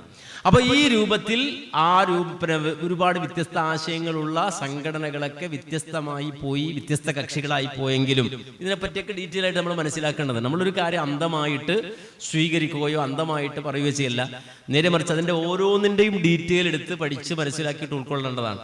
എന്നാൽ നമുക്ക് അഭിമാനത്തോടെ പറയാം നമ്മുടെ സംഘടനയെ കുറിച്ച്. നമ്മുടെ സംഘടന, അതിന്റെ പേരെന്താണ്? കേരള നൗത്തുൽ മുജാഹിദീൻ. എപ്പോഴുണ്ടായതാണ്? 1950 ഏപ്രിൽ 20 അഥവാ 1369 റജബ് 2 ഉണ്ടായ സംഘടനയാണ്. നമ്മുടെ പ്രമാണം എന്താണ്? ഖുർആന്, സുന്നത്ത്, അഥവാ ഖുർആനും നബിചര്യയും. അത് നമ്മുടെ ഇഷ്ടത്തിന് സ്വീകരിക്കലാണോ? നമുക്ക് തോന്നിയ പോലെ അർത്ഥം വെക്കലാണ്. ചേകന്നൂർ മൗലവി പറഞ്ഞ പോലെ ഖുർആൻ ഓതിയിട്ട് 3 വഖത്ത് എന്ന് പറയലാണോ? ആണോ? അല്ല. നേരെ സച്ചരിതരായ മുൻഗാമികൾ അഥവാ സലഫുസ് സാലിഹുകളുടെ രീതിശാസ്ത്ര പ്രകാരം പ്രമാണങ്ങളെ സ്വീകരിക്കുന്ന കേരളത്തിലെ ആദർശ സംഘത്തിന്റെ പേരാണ് കേരള നൗത്തുൽ മുജാഹിദീൻ. നമ്മുടെ ദൗത്യം എന്താണ്? തൗഹീദിന്റെയും സുന്നത്തിന്റെയും പ്രചരണമാണ് പ്രഥമവും പ്രധാനവും. അന്ധവിശ്വാസങ്ങൾക്കെതിരെ, അനാചാരങ്ങൾക്കെതിരെ പ്രമാണബദ്ധമായി സന്ധിയില്ലാത്ത രൂപത്തിൽ പോരാട്ടം നടത്തുന്നവരാണ് നമ്മൾ. വർഗീയതക്കെതിരെ, മത തീവ്രവാദങ്ങൾക്കെതിരെ, സഹിഷ്ണുതക്കും ഐക്യത്തിനും ഊന്നൽ നൽകി പ്രവർത്തിക്കുന്ന സംഘമാണ് നമ്മൾ. നമ്മുടെ സംഘടന പ്രത്യേകത അംഗീകൃതമാണ്. ഏതെങ്കിലും ഓട്ടമുക്കാൽ സംഘടനയല്ല. നേരെ മറിച്ച് വ്യവസ്ഥാപിതമായ ഭരണഘടന നമുക്കുണ്ട്. മക്ക കേന്ദ്രമായി പ്രവർത്തിക്കുന്ന ആഗോള മുസ്ലിം സംഘടനയായ റാബിത്തത്തുൽ ആലമീൻ ഇസ്ലാമിയുടെ അംഗീകാരം നമുക്കുണ്ട്. മാത്രമല്ല, ഇന്ത്യൻ ഗവൺമെന്റ് രജിസ്ട്രേഷൻ ആക്ട് പ്രകാരം രജിസ്റ്റർ ചെയ്ത മതകീയമായ സംഘടനയാണ് 2/1957 ആ നമ്പറിൽ. മാത്രമല്ല, നമുക്ക് കൗൺസിലുകളുണ്ട്, എക്സിക്യൂട്ടീവുകളുണ്ട്. അങ്ങനെ അവർ ചേർന്ന് തീരുമാനങ്ങൾ എടുക്കുന്നുണ്ട്. തെരഞ്ഞെടുപ്പ് നിശ്ചിത സമയങ്ങൾ നടക്കുന്നുണ്ട്. വരവ് ചെലവ് കണക്കുകൾ അവതരിപ്പിക്കുന്നുണ്ട്. അതത് ബോഡികളിൽ എല്ലാ കാര്യങ്ങൾക്കുമുള്ള രേഖകൾ സൂക്ഷിക്കുന്നുണ്ട്. നമ്മുടെ നേതൃത്വവും അണികളും എന്ന് പറഞ്ഞാൽ വളരെ കുറഞ്ഞ അകലം പാലിക്കുന്ന ആളുകളാണ്. നേതൃത്വം വലിയ മുകളിൽ കയ്യെത്താ ദൂരത്തല്ല, നേരെ മറിച്ച് ബന്ധപ്പെട്ട ബോഡികളിൽ കാര്യങ്ങൾ അന്വേഷിക്കുവാൻ മെമ്പർമാർക്കും അത് വിശദീകരിച്ച് ബോധ്യപ്പെടുത്തുവാൻ നേതാക്കൾക്കും അവകാശവും ബാധ്യതയുണ്ട്. അവർ വളരെ കുറഞ്ഞ അകലം പാലിക്കുന്ന ആളുകളാണ്. നമ്മുടെ മേഖല, പ്രവർത്തന മേഖല എന്ന് പറഞ്ഞാൽ ചെറുതല്ല. വിദ്യാഭ്യാസ, സാംസ്കാരിക, ആതുര ശുശ്രൂഷ, ജീവകാരുണ്യ പ്രവർത്തനങ്ങൾക്ക് വിപുലമായ സംവിധാനങ്ങൾ നമുക്കുണ്ട്. ആതുര സേവന രംഗത്ത് ഒരു ഉപസമിതി ഉണ്ടാക്കിയ ആദ്യത്തെ മതസംഘടന അഥവാ ഇന്റഗ്രേറ്റഡ് മെഡിക്കൽ ബ്രദർഹുഡ് എന്ന IMB ഈ കേരളത്തിൽ ആദ്യമായി ഉണ്ടാക്കിയൊരു മതസംഘടനയാണ് നമ്മുടെ സംഘടന. മസ്ജിദുകൾ, മദ്രസകൾ, കോളേജുകൾ, സക്കാത്ത് സെല്ലുകൾ, ആശുപത്രികൾ, പെയിൻ ആൻഡ് പാലിയേറ്റീവ് ക്ലിനിക്കുകൾ, സൗജന്യ ഭവന നിർമ്മാണ പദ്ധതികൾ, അന്തർ സംസ്ഥാന പുനരുദ്ധാന പ്രൊജക്ടുകൾ, അങ്ങനെ തുടങ്ങി നമ്മുടെ ആ പ്രവർത്തന മേഖല എന്ന് പറഞ്ഞാൽ വളരെ വലുതാണ്. നമ്മുടെ ഉപരിഘടകം മുകളിൽ കേരള ജംഇയ്യത്തുൽ ഉലമ, കേരളത്തിലെ ആദ്യത്തെ പണ്ഡിത സംഘടന. നമുക്ക് ആരുടെ അന്തസ്സായി പറയാം? ബാക്കിയുള്ളവനൊക്കെ പിളർന്നുപോയതാണ്. സമസ്ത പിളന്നുപോയതാണ്, ജമാഅത്ത് ഇസ്ലാമി പിളന്നുപോയതാണ്, മർക്കസുൽ ദഅവ പിളന്നുപോയതാണ്, അതുപോലെ വിസ്റ്റം പിളന്നുപോയതാണ്. ഇവരൊക്കെ പിളന്നുപോയതാണ്. നമ്മെ സംബന്ധിച്ച് നമ്മുടെ ഉപരിഘടകം എന്ന് പറഞ്ഞാൽ കേരളത്തിലെ ആദ്യത്തെ പണ്ഡിത സംഘടന. ആ പണ്ഡിത സംഘടന കീഴിൽ ഇന്നും പിളരാതെ അതിന്റെ കീഴിൽ അതിന്റെ ഉപരിഘടകമായി നമ്മൾ പ്രവർത്തിച്ചു പോരുന്നുണ്ട്. ഇനി നമ്മെ സംബന്ധിച്ചിടത്തോളം നമ്മുടെ പോഷക ഘടകങ്ങൾ അത് KNM.org.in ആ ഡിപ്പാർട്ട്മെന്റ് എന്ന സൈറ്റിൽ പോയി നോക്കിയാൽ വളരെ വിശദമായി നമ്മുടെ ഉപരിഘടകങ്ങൾ ധാരാളം കാണാം. കേരളത്തിൽ മാത്രമല്ല, കേരളത്തിന് പുറത്ത് വിദേശ രാജ്യങ്ങളിൽ ഒക്കെ നമ്മെ സംബന്ധിച്ചിടത്തോളം ഈ സംഘടന അതിൽ പ്രവർത്തിക്കുമ്പോൾ അതിന്റെ ആത്യന്തികമായ ഒരു ലക്ഷ്യമുണ്ട്, ഒരു എയിമുണ്ട്. വെറുതെ നമ്മൾ പ്രവർത്തിക്കല്ല, പരലോകരക്ഷ മാത്രം ലക്ഷ്യം വെച്ച് പരലോകത്തെ സ്വയം രക്ഷയെ വരുത്തുന്നതിനായി ഉപാധിയായി മാത്രം സംഘടന ഉപയോഗിക്കുന്നു എന്നുള്ളതാണ്. നമ്മുടെ സംഘടനയെ അന്ധമായി ഉൾക്കൊള്ളുന്ന ആൾ, തക്കലീദ് ചെയ്യുന്ന ആളുകളല്ല. നേരെ മറിച്ച് പരലോക രക്ഷയെ മാത്രം ലക്ഷ്യം വെച്ചുകൊണ്ട് മാത്രമേ സംഘടനയിൽ പ്രവർത്തിക്കുള്ളൂ. എന്ന് വെച്ചാൽ ഏതെങ്കിലും ഒരു ഹറാമായ കാര്യം, നിഷിദ്ധമായ സംഗതി ഏതെങ്കിലും ഒരു ഘടകം കൊണ്ടുവരുമ്പോൾ നമ്മൾ അതിന്റെ പുറകെ പോകൂല. നമ്മളതിന് പുറകെ പോകില്ല. ദീനിൽ എതിരായ ഏതെങ്കിലും ഒരു കാര്യം, ഏതെങ്കിലും ഒരു ശാഖയോ മണ്ഡലമോ നടത്തി നമ്മളതിൻ്റെ പുറകെ പോകുന്ന വിഷയമല്ല. നേരെ മറിച്ച് പരലോക രക്ഷയെ മാത്രം ലക്ഷ്യം വെച്ചുകൊണ്ട് പരലോകത്തെ സ്വയം രക്ഷ ഉറപ്പുവരുത്തൽ ഉപാധിയായി മാത്രം സംഘടനയെ കണ്ട് പ്രവർത്തിക്കുന്ന ഒരു സംവിധാനമാണ് യഥാർത്ഥത്തിൽ നമുക്കുള്ളത് എന്ന് തിരിച്ചറിയാം. അപ്പോൾ ഒരു വ്യവസ്ഥാപിതമായ ഒരു സംഘടനയും സംഘടനാ വ്യവസ്ഥയും നമുക്കുണ്ട്. അത് നമ്മെ സംബന്ധിച്ചിടത്തോളം ക്രിയാത്മകമായി സമൂഹത്തിൽ ഇടപെട്ട് നമ്മുടെ ബാധ്യതകൾ നിർവഹിച്ച് നമ്മുടെ ദീൻ നമ്മെ ഏൽപ്പിക്കുന്ന എന്തെല്ലാം നന്മകളുണ്ടോ ആ നന്മകളെല്ലാം സംഘടിതമായി തന്നെ പ്രതിഫലിപ്പിച്ച് വലിയ ഒരു ദൗത്യം അള്ളാഹുവിന്റെ മാർഗത്തിൽ നിർവഹിച്ചു പോകുന്ന ഒരു സംഘമാണ് നമ്മൾ. അത് തിരിച്ചറിയാൻ വേണ്ടിയാണ് ഇതിന്റെ ഒന്നാം ഘട്ടം എന്ന രൂപത്തിൽ ഇന്ന് ഈ ക്ലാസ് ഇവിടെ നടന്നിട്ടുള്ളത്. ഇൻഷാ അള്ളാഹ് നമ്മെ സംബന്ധിച്ചിടത്തോളം കൂടുതൽ പഠിക്കാനും നമ്മുടെ സംഘടന അതിന്റെ പ്രാധാന്യം മനസ്സിലാക്കി ഉൾക്കൊണ്ട് അതിന്റെ വലിപ്പം മനസ്സിലാക്കി പ്രവർത്തിക്കാൻ നമുക്ക് കഴിയണം. അള്ളാഹു സുബ്ഹാനഹു വ തആല തൗഫീഖ് നൽകി അനുഗ്രഹിക്കുമാറാകട്ടെ എന്ന് പ്രാർത്ഥിച്ചുകൊണ്ട് ഇൻഷാ അള്ളാഹ് ഇത്രയും നേരം 12 മണി അടുക്കാറാകുന്ന സമയം വരെ ഇവിടെ ഇരിക്കുകയും ഇത് ശ്രദ്ധിക്കുകയും ഇതിനുവേണ്ടി സമയം ചെലവഴിക്കുകയും ചെയ്ത എൻ്റെ പ്രിയപ്പെട്ട എൻ്റെ സഹപ്രവർത്തകരായ സഹോദരങ്ങളായ സുഹൃത്തുക്കൾക്ക് അള്ളാഹു അർഹമായ പ്രതിഫലം ഇഹത്തിലും പരത്തിലും നൽകി അനുഗ്രഹിക്കുമാറാകട്ടെ എന്ന് പ്രാർത്ഥിക്കുകയാണ്. ഈ കൂരിലിൽ മുറ്റിയ നേരത്ത് അള്ളാഹുവിന്റെ ദീനിന് വേണ്ടി നമ്മൾ മാറ്റിവെച്ചത് കൊണ്ട് തന്നെ അള്ളാഹു ഇത് കബൂലാക്കി നമ്മുടെ ഖബറിൽ അള്ളാഹു ഇതിന് പകരം നല്ല വെളിച്ചം നൽകി അവന്റെ സ്വർഗത്തിലെ സുഗന്ധം നൽകി ആ വിരിപ്പുകൾ കൊണ്ട് നമ്മെ ആശ്വസിപ്പിക്കുന്ന അവസ്ഥയിൽ നമ്മുടെ ഖബറുകളിൽ കഴിയാൻ അള്ളാഹു നമുക്ക് തൗഫീഖ് തന്ന് അനുഗ്രഹിക്കുമാറാകട്ടെ എന്ന് പ്രാർത്ഥിക്കുകയാണ്. നമ്മുടെ മക്കൾ നമ്മൾ ഏറ്റവും അധികം മനസ്സിലാക്കേണ്ടത് നമ്മുടെ അധ്വാനം, നമ്മുടെ പരിശ്രമമൊക്കെ നമ്മുടെ അടുത്ത തലമുറ, ഇനി വളർന്നു വരുന്ന മക്കൾ, ആ മക്കൾക്ക് ദീൻ കെടാതെ കൈമാറി കൊടുക്കണം എന്നുള്ള വലിയ ഒരു ദൗത്യമാണ് നമുക്ക് നിർവഹിക്കാനുള്ളത്. അതാണ് നമ്മുടെ ലക്ഷ്യം. അപ്പോൾ വരുന്ന ഒരു തലമുറ നമ്മുടെ മുന്നിലുണ്ട്. ആ തലമുറക്ക് ദീനിന്റെ പാതയിലേക്ക് കടന്നു വരാൻ കഴിയണം. നമുക്ക് ഈ തൗഹീദിന്റെ വെളിച്ചം കിട്ടിയതുപോലെ വളർന്നു വരുന്ന ഒരു തലമുറക്ക് ഈ തൗഹീദിന്റെ വെളിച്ചം, ഈ സുന്നത്തിന്റെ വെളിച്ചം, അവർ ഈ ദഅ്വാ രംഗത്ത് സജീവമായി നിൽക്കുന്ന ഒരു സാഹചര്യം ഉണ്ടാകണം. അതിനുവേണ്ടിയുള്ള പദ്ധതികൾ നമുക്കറിയാം. 100 കൊല്ലം മുമ്പ് അവർ തീരുമാനിച്ചതും അവരെടുത്ത തീരുമാനങ്ങളും അവരുടെ മീറ്റിങ്ങുകളുമാണ് നമുക്ക് ഈ വെളിച്ചം കിട്ടാനും ഈ തൗഹീദിന്റെ വഴി തുറന്നു കിട്ടാനും നമുക്ക് പള്ളികൾ ഉണ്ടാക്കാനും ഒക്കെയുള്ള വെളിച്ചമായി മാറിയതെങ്കിൽ വരുന്ന ഒരു നൂറ്റാണ്ട് കാലം ഇവിടെയുണ്ട്. നമ്മുടെ പിൻഗാമികളായി വരുന്ന നമ്മുടെ മക്കൾ പലപ്പോഴും പ്രയാസമാണ്, വളരെ ബുദ്ധിമുട്ടാണ്. ഞാൻ പലപ്പോഴും പറഞ്ഞൊരു അനുഭവം എനിക്കുണ്ടായ, എൻ്റെ മനസ്സിനെ വേദനിപ്പിച്ചൊരു അനുഭവം. ഒരാളൊരു പരിപാടിക്ക് വിളിച്ചു. ഗൾഫിൽ നിന്ന് വന്ന ഒരു സഹോദരനാണ്. അദ്ദേഹം ഒരു പരിപാടിക്ക് വിളിച്ചു. അദ്ദേഹം വളരെ ആവേശത്തോടെ പരിപാടി വെച്ചത്. അദ്ദേഹം ഞാൻ ചെല്ലുമ്പോൾ ഒരു 10-20,000 വാട്ട്സ് ബോക്സും വലിയൊരു സ്റ്റേജും ഏതാണ്ട് 12,500 ആളുകൾ പങ്കെടുക്കുന്ന വലിയൊരു സദസ്സും ഒക്കെ ആയിട്ടുള്ള പരിപാടിയാണ്. ഞാൻ ആ പരിപാടിയിൽ ചെന്നപ്പോൾ അദ്ദേഹം പറഞ്ഞു, ചുരുങ്ങിയത് 2.5 മണിക്കൂർ കഴിഞ്ഞ് നിങ്ങൾ പ്രസംഗം നിർത്താവൂ. കണ്ണടച്ചിട്ട് പ്രസംഗിച്ചോ, 2.5 മണിക്കൂർ കഴിഞ്ഞ് നിങ്ങൾ പ്രസംഗം നിർത്താവൂ. കാരണം ഈ നാട്ടിൽ അപാലവൃദ്ധം ജനങ്ങളെ ഞാൻ വിളിച്ചുകൊണ്ട് വന്നിട്ടുണ്ട് എന്നൊക്കെ പറഞ്ഞു. വളരെ സന്തോഷമായി അദ്ദേഹത്തിൻ്റെ ആവേശം കണ്ടപ്പോൾ. അങ്ങനെ പരിപാടിയൊക്കെ കഴിഞ്ഞ് ഞാനും എൻ്റെ കൂടെ ഉണ്ടായിരുന്ന മദീന യൂണിവേഴ്സിറ്റിയിൽ പഠിച്ച എൻ്റെ ഒരു സുഹൃത്ത്, ഞങ്ങൾ രണ്ടുപേരും കൂടി അദ്ദേഹത്തിൻ്റെ വീട്ടിൽ ഭക്ഷണം കഴിക്കണമെന്ന് വിളിച്ചുകൊണ്ട് പോയി. ഞങ്ങൾ രണ്ടുപേരും ഭക്ഷണം കഴിക്കാതിരിക്കുമ്പോൾ ഒരു ചങ്ങാതി മുകളിൽ ഇങ്ങനെ ഒരു മാലാകയെ പോലെ ഇറങ്ങി ഇങ്ങനെ വരുന്നുണ്ട്, സ്റ്റെപ്പ് ഇറങ്ങിയിട്ട്. ചെവിയിൽ എന്തോ ഒരു ബോർഡൊക്കെ വെച്ചിട്ട് ഇങ്ങനെ, മോനൊന്നും അറിയും, ലോകത്ത് ഇറങ്ങണമെന്നും അറിയാതെ ഇങ്ങനെ പോവുകയാണ്. അപ്പോൾ ഈ മദീനി ഏതൊരാളെ കണ്ടാലും വിളിച്ച് വർത്താനം പറയുന്ന ആളാണ്. കാക്ക പറഞ്ഞു പോയി കാക്കയും വിളിച്ച് വർത്താനം, രാജാതിയാണ് ഈ മദീനി. അദ്ദേഹം അസ്സലാമു അലൈക്കും എന്ന് പറയും, ഇവൻ കേൾക്കണില്ല. വീണ്ടും വിളിച്ചു അസ്സലാമു അലൈക്കും, ഇവൻ കേൾക്കണില്ല. മൂന്നാമത് ഉറക്കം വിളിച്ചു അസ്സലാമു അലൈക്കും. അപ്പോൾ വാപ്പടാ എന്നെ വിളിക്കുന്നുണ്ട് എന്ന് പറഞ്ഞു. അപ്പോൾ ഇവൻ തിരിഞ്ഞ് എന്താന്ന് ചോദിച്ചു, ഇങ്ങ് വാ, എൻ്റെ പേരെന്താന്നൊക്കെ ചോദിച്ചു. അപ്പം വാപ്പ വന്നിട്ട് എൻ്റെ മൂത്ത മോനാണ്, എൻ്റെ മൂത്ത ആളാണ്. ഇത് വാപ്പ പരിചയപ്പെടുത്തുകയാണ്, എൻ്റെ മൂത്ത മോനാണ്. അപ്പോൾ മദീനി സ്വതസിദ്ധമായ ശൈലിയിൽ ചോദിച്ചാൽ എൻ്റെ മോനെ പരിപാടിക്കൊന്നും എന്നെ കണ്ടില്ലല്ലോ എന്ന് വെച്ച് വെറുതെ. അപ്പോൾ ഇവൻ്റെ മുഖം മാറി, അവൻ്റെ സ്വഭാവം മാറി, അവൻ്റെ പ്രകൃതം മാറി. അവൻ പറഞ്ഞു ഞാനിതിനൊന്നും നിൽക്കൂലെന്ന് പറഞ്ഞു. ആപ്പ ഇതിനൊക്കെ ഉണ്ടാവും, ഞാനിതൊന്നും നിൽക്കൂലെന്ന് പറഞ്ഞു. അപ്പം മദീനി ആകെ ഇതായി. മദീനി വീണ്ടും ചോദിച്ചപ്പോൾ ഇശാ നിസ്കരിച്ചോ എന്ന് ചോദിച്ചത്. ഇശാ നിസ്കരിച്ചോ എന്ന് അപ്പോൾ പറഞ്ഞു ഞാനതൊന്നും ഇപ്പം നിസ്കരിക്കാറില്ല എന്നാണ്. ഞങ്ങൾ നോക്കുമ്പോൾ ഈ മനുഷ്യൻ അത്രയും നേരം പ്രതാപത്തിൽ നിന്ന് ഈ മനുഷ്യൻ ഒരു മെഴുകുതിരി പോലെ ഉരുകുന്നത് കാണുകയാണ്. കാര്യം അയാൾ ആദ്യമായിട്ടാണ് അറിയുന്നത് തൻ്റെ മകൻ മുർത്തദ്ദാണ്. ഇസ്ലാമിൽ നിന്ന് തൻ്റെ മകൻ തെറിച്ചുപോയൊരു കാഫിറിനാണ് ഞാൻ വീട്ടിൽ ഭക്ഷണം കൊടുക്കണമെന്ന് വാപ്പ അറിയുന്നത് എപ്പോഴാണ്? ആ നേരത്താണ്. കാരണം വെച്ചാൽ ഇദ്ദേഹം ഗൾഫിലാണ്. അദ്ദേഹം വിചാരിക്കുന്നത് ഇവരൊക്കെ നാട്ടിൽ വലിയ പ്രവർത്തകരാകും, വാപ്പാടെ മക്കളല്ലേ, വാപ്പാടെ മക്കളെ മോശമാകൂല എന്നൊക്കെ വിചാരിച്ച് എല്ലാ സൗകര്യമുണ്ട്, എല്ലാ സംവിധാനമുണ്ട്, എല്ലാം ഉണ്ട്, മനസ്സിലാക്കണം. പക്ഷേ അടുത്ത തലമുറ നോക്കുമ്പോൾ കൂടില്ല, വാപ്പാൻ്റെ കൂടില്ല. വളരെ ഗൗരവമാണ്, വളരെ ഗൗരവമാണ്. ഞാൻ ഇങ്ങോട്ട് വരുമ്പോൾ, ഇന്ന് യാത്ര ചെയ്ത് മഞ്ചേരി ഇങ്ങോട്ട് വരുമ്പോൾ ഒരു കഥ പറഞ്ഞു.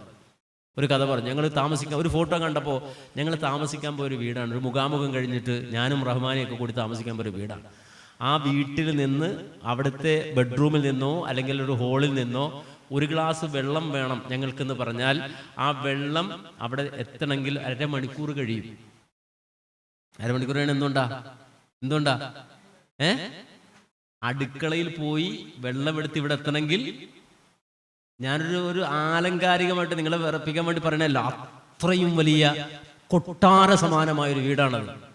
കൊട്ടാര സമാനമായ വീടാണ് എന്ന് വെച്ചാൽ ഈ കാക്ക വേണം അടുക്കളയിൽ പോയിട്ട് വെള്ളം എടുത്തിട്ട് കൊണ്ടുവരാൻ. ഈ ഇവിടുന്ന് അടുക്കള എത്തണമെങ്കിൽ അത്രയും പോകണം.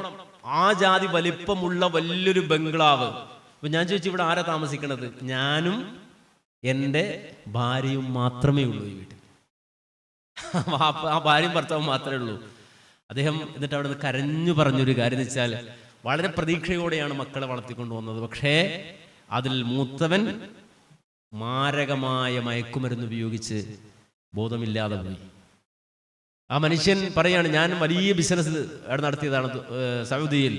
അങ്ങനെ ഒരിക്കൽ ഇവിടെ ലീവിന് വന്ന് ഞാൻ ഈ വിവരം അറിഞ്ഞ് മടങ്ങിപ്പോകാൻ വേണ്ടി എയർപോർട്ടിലേക്ക് ചെന്നിട്ട് നോക്കുമ്പോൾ പാസ്പോർട്ട് എടുത്തില്ല. കാര്യം ഇദ്ദേഹത്തിന് ടെൻഷൻ കയറിയിട്ട് പാസ്പോർട്ട് വീട്ടിൽ വെച്ചിട്ട് തിരിച്ചു വന്നു. മൗലവി, ഞാൻ പറഞ്ഞാൽ എനിക്ക് അവിടെ നിന്ന് അഥവാ എൻ്റെ വീട്ടിൽ നിന്ന് ഒരു പാസ്പോർട്ട് എടുത്ത് എയർപോർട്ടിൽ കൊണ്ടുവന്ന് തരാൻ ആളൊക്കെ ഉണ്ട്, പക്ഷെ എനിക്ക് തോന്നിയില്ല. ആ എയർപോർട്ടിൽ ചെന്നപ്പോഴാണ് പാസ്പോർട്ട് എൻ്റെ പോക്കറ്റിലെന്ന് ഞാൻ തിരിച്ചറിഞ്ഞ് അപ്പം തന്നെ ഞാൻ തിരിച്ച് വീട്ടിലേക്ക് വന്നു. പിന്നെ ഞാൻ സൗദിയിലേക്ക് പോയിട്ടില്ല. എൻ്റെ വലിയ സാമ്രാജ്യങ്ങളും അതുപോലെ തന്നെ വലിയ ബിസിനസ്സൊക്കെ അവിടെ ഉണ്ട്, പക്ഷെ ഞാൻ അങ്ങോട്ട് പോയിട്ടില്ല. ഞാനും എൻ്റെ ഭാര്യ ഇപ്പോൾ ഈ വീട്ടിലാണ്. മനസ്സിലാക്കേണ്ടത് ഇതൊക്കെ ജീവിക്കുന്ന, അല്ലാതെ ആരെങ്കിലും കടങ്കഥ കഥ പറഞ്ഞു തന്നതൊന്നുമല്ല, നമ്മൾ അനുഭവിക്കേണ്ട. അപ്പോൾ നമ്മുടെ മക്കൾക്ക് കൃത്യമായ ദിശാബോധം കൊടുക്കാൻ നല്ല വ്യക്തമായ പ്ലാനിങ് നമുക്ക് വേണം. നമ്മുടെ സംഘടന അതിനുള്ളതാണ്, നമുക്കുള്ള സംവിധാനം അതിനുള്ളതാണ്. നമുക്ക് അള്ളാഹു തന്ന ഈ പദ്ധതിയും ഈ പറമ്പും ഈ പാടവും അതുപോലെ തന്നെ നമ്മുടെ ഈ മസ്ജിദും നമ്മുടെ ഈ ഫാനും നമുക്ക് വേണ്ട മൈക്കും നമുക്ക് വേണ്ട ഈ പ്രൊജക്ടറും നമുക്ക് വേണ്ട കമ്പ്യൂട്ടറും ഒക്കെ അള്ളാഹ് തന്നത് എന്തിനാണെന്നറിയോ? അടുത്തൊരു തലമുറക്ക് വേണ്ടിയാണ്, അടുത്തൊരു ജനതയ്ക്ക് വേണ്ടിയാണ്. അപ്പോൾ അവരെ പ്രാപ്തരാക്കാൻ നമ്മൾ ചിന്തിക്കണം. നമ്മൾ എന്തെങ്കിലും ഇ കെ മൗലവി വെറുതെ ഏതോ ഒരു നാട്ടിൽ മലബാറിൽ നിന്ന് അഴീക്കോട് വന്ന് നിന്ന് അവിടെ മനുഷ്യരുമായിട്ട് നിന്ന് പ്രവർത്തിച്ചു കഴിഞ്ഞപ്പോൾ അത് വലിയൊരു വിപ്ലവമായി, ഒരു വലിയ ഒരു കുതിച്ചുചാട്ടമായി കേരളത്തിന്റെ മുക്കുമൂലകളിലേക്ക് മാറിയെങ്കിൽ ഈ നാടിന് അങ്ങനെ ഒരു ബർക്കത്തിന് നിങ്ങൾ മനസ്സിലാക്കുക. ഇസ്ലാം വന്നത് ഇവിടെയാണ്. ഇസ്ലാമിന്റെ തുടക്കം ഈ ഇന്ത്യ രാജ്യം തുടങ്ങിയത് ഈ കൊടുങ്ങല്ലൂർ മണ്ണിലാണ്. ഇസ്ലാഹി പ്രസ്ഥാനത്തിന് തുടക്കം ഇവിടുന്നാണ്. ഇവിടെ അങ്ങനെ ഒരു ബർക്കത്ത് അല്ലാഹു തന്നതാണ്. അപ്പോൾ നമ്മൾ തുടങ്ങിക്കൊടുത്താൽ അത് വലിയ ഒരു വലിയ സംഭവമായി സമൂഹത്തിലേക്ക് പ്രതിഫലിക്കാനുള്ള സാഹചര്യമുണ്ട്. പക്ഷെ നമ്മളൊന്ന് ഇരിക്കണം, ഇരുന്നിട്ട് ചിന്തിക്കണം, എന്തെങ്കിലുമൊക്കെ നല്ല നല്ല പദ്ധതികൾ ആവിഷ്കരിക്കണം. അടുത്ത 100 കൊല്ലത്തെ കണ്ട് മുന്നോട്ട് നടക്കാൻ നമുക്ക് കഴിയണം. എല്ലാ തലത്തിലുള്ള ആളുകൾ ഈ നാട്ടിലുണ്ട്. നമ്മൾ മനസ്സിലാക്കുക, ഈ നാടിന്റെ പ്രത്യേകത എല്ലാ തലത്തിലുള്ള ആളുകളും ലോകത്ത് ഏതൊരു മേഖലയിലും ഇറങ്ങിച്ചെല്ലാൻ കഴിയുന്ന ലെജൻഡുകൾ ജീവിക്കുന്ന നാടാണിത്. പക്ഷെ പലപ്പോഴും അത് ഉപയോഗിക്കപ്പെടുന്നില്ല എന്നുള്ളതാണ്. മറ്റു രംഗത്ത് പലതും ഉപയോഗിക്കപ്പെടുന്നുണ്ടാവാം. അത്തരം കഴിവും അതുപോലെ തന്നെ പ്രാപ്തിയുമുള്ള എല്ലാ രംഗത്തും IT ഇപ്പൊ കഴിഞ്ഞ ദിവസം കോഴിക്കോട് IT മേഖലകളിലുള്ള ആളുകൾ കൂടിക്കൊണ്ട് നമ്മൾ വലിയ ചർച്ചകൾ നടത്തി. വലിയ ഉപകാരപ്പെട്ട ചർച്ചകൾ നടത്തുകയുണ്ടായി. അവിടെയൊക്കെ ഒരുപാട് ആളുകൾ, നമുക്ക് പ്രതീക്ഷ നൽകുന്ന ഒരുപാട് ആളുകളുണ്ട്. ഇതൊക്കെ കൂട്ടിയോജിപ്പിച്ച് വലിയ പദ്ധതികളുമായി മുന്നോട്ട് പോകാൻ നമുക്ക് സാധിക്കേണ്ടതുണ്ട്. തീർച്ചയായും അടുത്തൊരു തലമുറ എയിം ചെയ്ത് മുന്നോട്ട് പോകുന്ന ഒരു വലിയ സംഘമായി നമ്മൾ മാറണം. പക്ഷെ നമ്മളെ തോൽപ്പിക്കാൻ ഒരുപാട് ആളുകളുണ്ട്. ഇപ്പൊ നമുക്കറിയാം, ഏതെങ്കിലും ഒരു MSMന്റെ പ്രവർത്തകൻ വളർന്നു വരുമ്പോൾ അവനെ പിടിച്ച് മുരടിച്ചു വിടും. ശ്രദ്ധിച്ചിട്ടുണ്ടോ നിങ്ങൾ? ഏതെങ്കിലും ഒരു ശാഖ ഒരു MSMന്റെ പ്രവർത്തനം വളർന്നു അവനെ പെരടി പിടിച്ച് ഒരടിച്ചിട്ട് വിടുകയാണ്. എന്ന് വെച്ചാൽ അവൻ ആദ്യം പഠിപ്പിക്കുന്നത് എന്തല്ല, KNM MSM അന്ന് ശരിയല്ല എന്ന് പറയുമ്പോൾ നമ്മൾ മനസ്സിലാക്കണം, നമ്മൾ 100% ശരിയെന്നല്ല പറയണ്ടേ. മനസ്സിലല്ലേ? നമുക്ക് ഒരുപാട് പോരായ്മകളുണ്ട്. പക്ഷേ നിലവിൽ ദീൻ പഠിക്കാനും സലഫിയത്ത് ഉൾക്കൊള്ളാനും പറ്റുന്ന സംവിധാനം എവിടെയുള്ളൂ?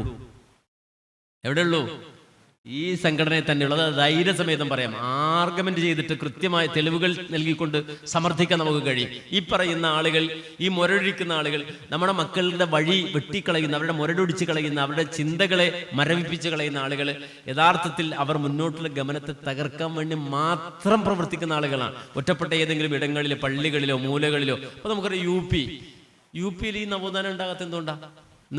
അവിടെ വലിയ പണ്ഡിതന്മാരില്ലാത്തതുകൊണ്ടാണോ? ആണോ?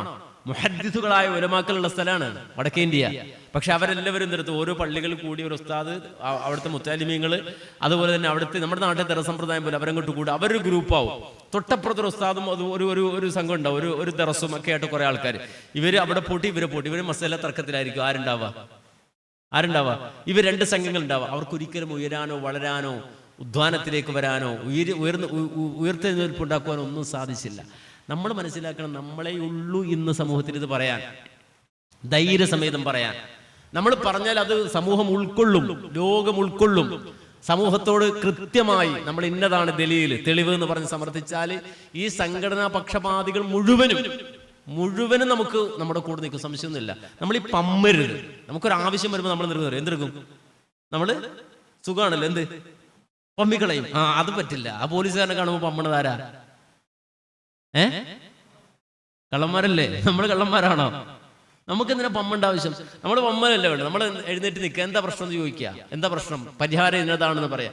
സമൂഹത്തിൽ അങ്ങനെ ഇടപെട്ട് കഴിഞ്ഞാൽ തീർച്ചയായും ഈ പറഞ്ഞ എല്ലാ സംഘങ്ങളും നമ്മളെ കൂടെ, നമ്മുടെ പുറകിൽ, മുന്നിൽ നമ്മൾ നിർത്തിക്കൊണ്ട് തന്നെ അവർ പുറകിൽ വരും എന്നുള്ള കാര്യത്തിൽ സംശയമില്ല. അതുകൊണ്ട് അത്തരം ഉചിതമായ ഇടപെടലുകൾ, ബുദ്ധിപരമായ ഇടപെടലുകൾ, പ്രാമാണികമായ ഇടപെടലുകൾ നടത്തുവാൻ നമ്മൾ ആലോചിക്കണം, ചിന്തിക്കണം. നമ്മുടെ മക്കളതിന് കൂട്ടിപ്പിടിക്കണം, അവരതിനെ പ്രാപ്തരാക്കണം, അവരെ പറപ്പിക്കണം, മാക്സിമം അവരെ ഉയർത്തിവിടണം. ആ രൂപത്തിലുള്ള പദ്ധതികളും കർമ്മപദ്ധതികളും ചിന്തകളുമായി മുന്നോട്ട് പോവുക. അല്ലാഹു സുബ്ഹാനഹു വ തആല നമുക്കതിന് തൗഫീഖ് അനുഗ്രഹിക്കുമാറാകട്ടെ എന്ന് പ്രാർത്ഥിച്ച് എൻ്റെ വാക്കുകൾക്ക് ഞാൻ വിരാമം കുറിക്കുന്നു. റബ്ബനാ തഖബ്ബൽ മിന്നാ ഇന്നക അന്തസ് സമീഉൽ അലീം വതുബ് അലൈനാ ഇന്നക അന്തത് തവ്വാബുർ റഹീം വൽഹംദുലില്ലാഹി റബ്ബിൽ ആലമീൻ. അസ്സലാമു അലൈക്കും വറഹ്മത്തുള്ളാഹി വബറകാതുഹു.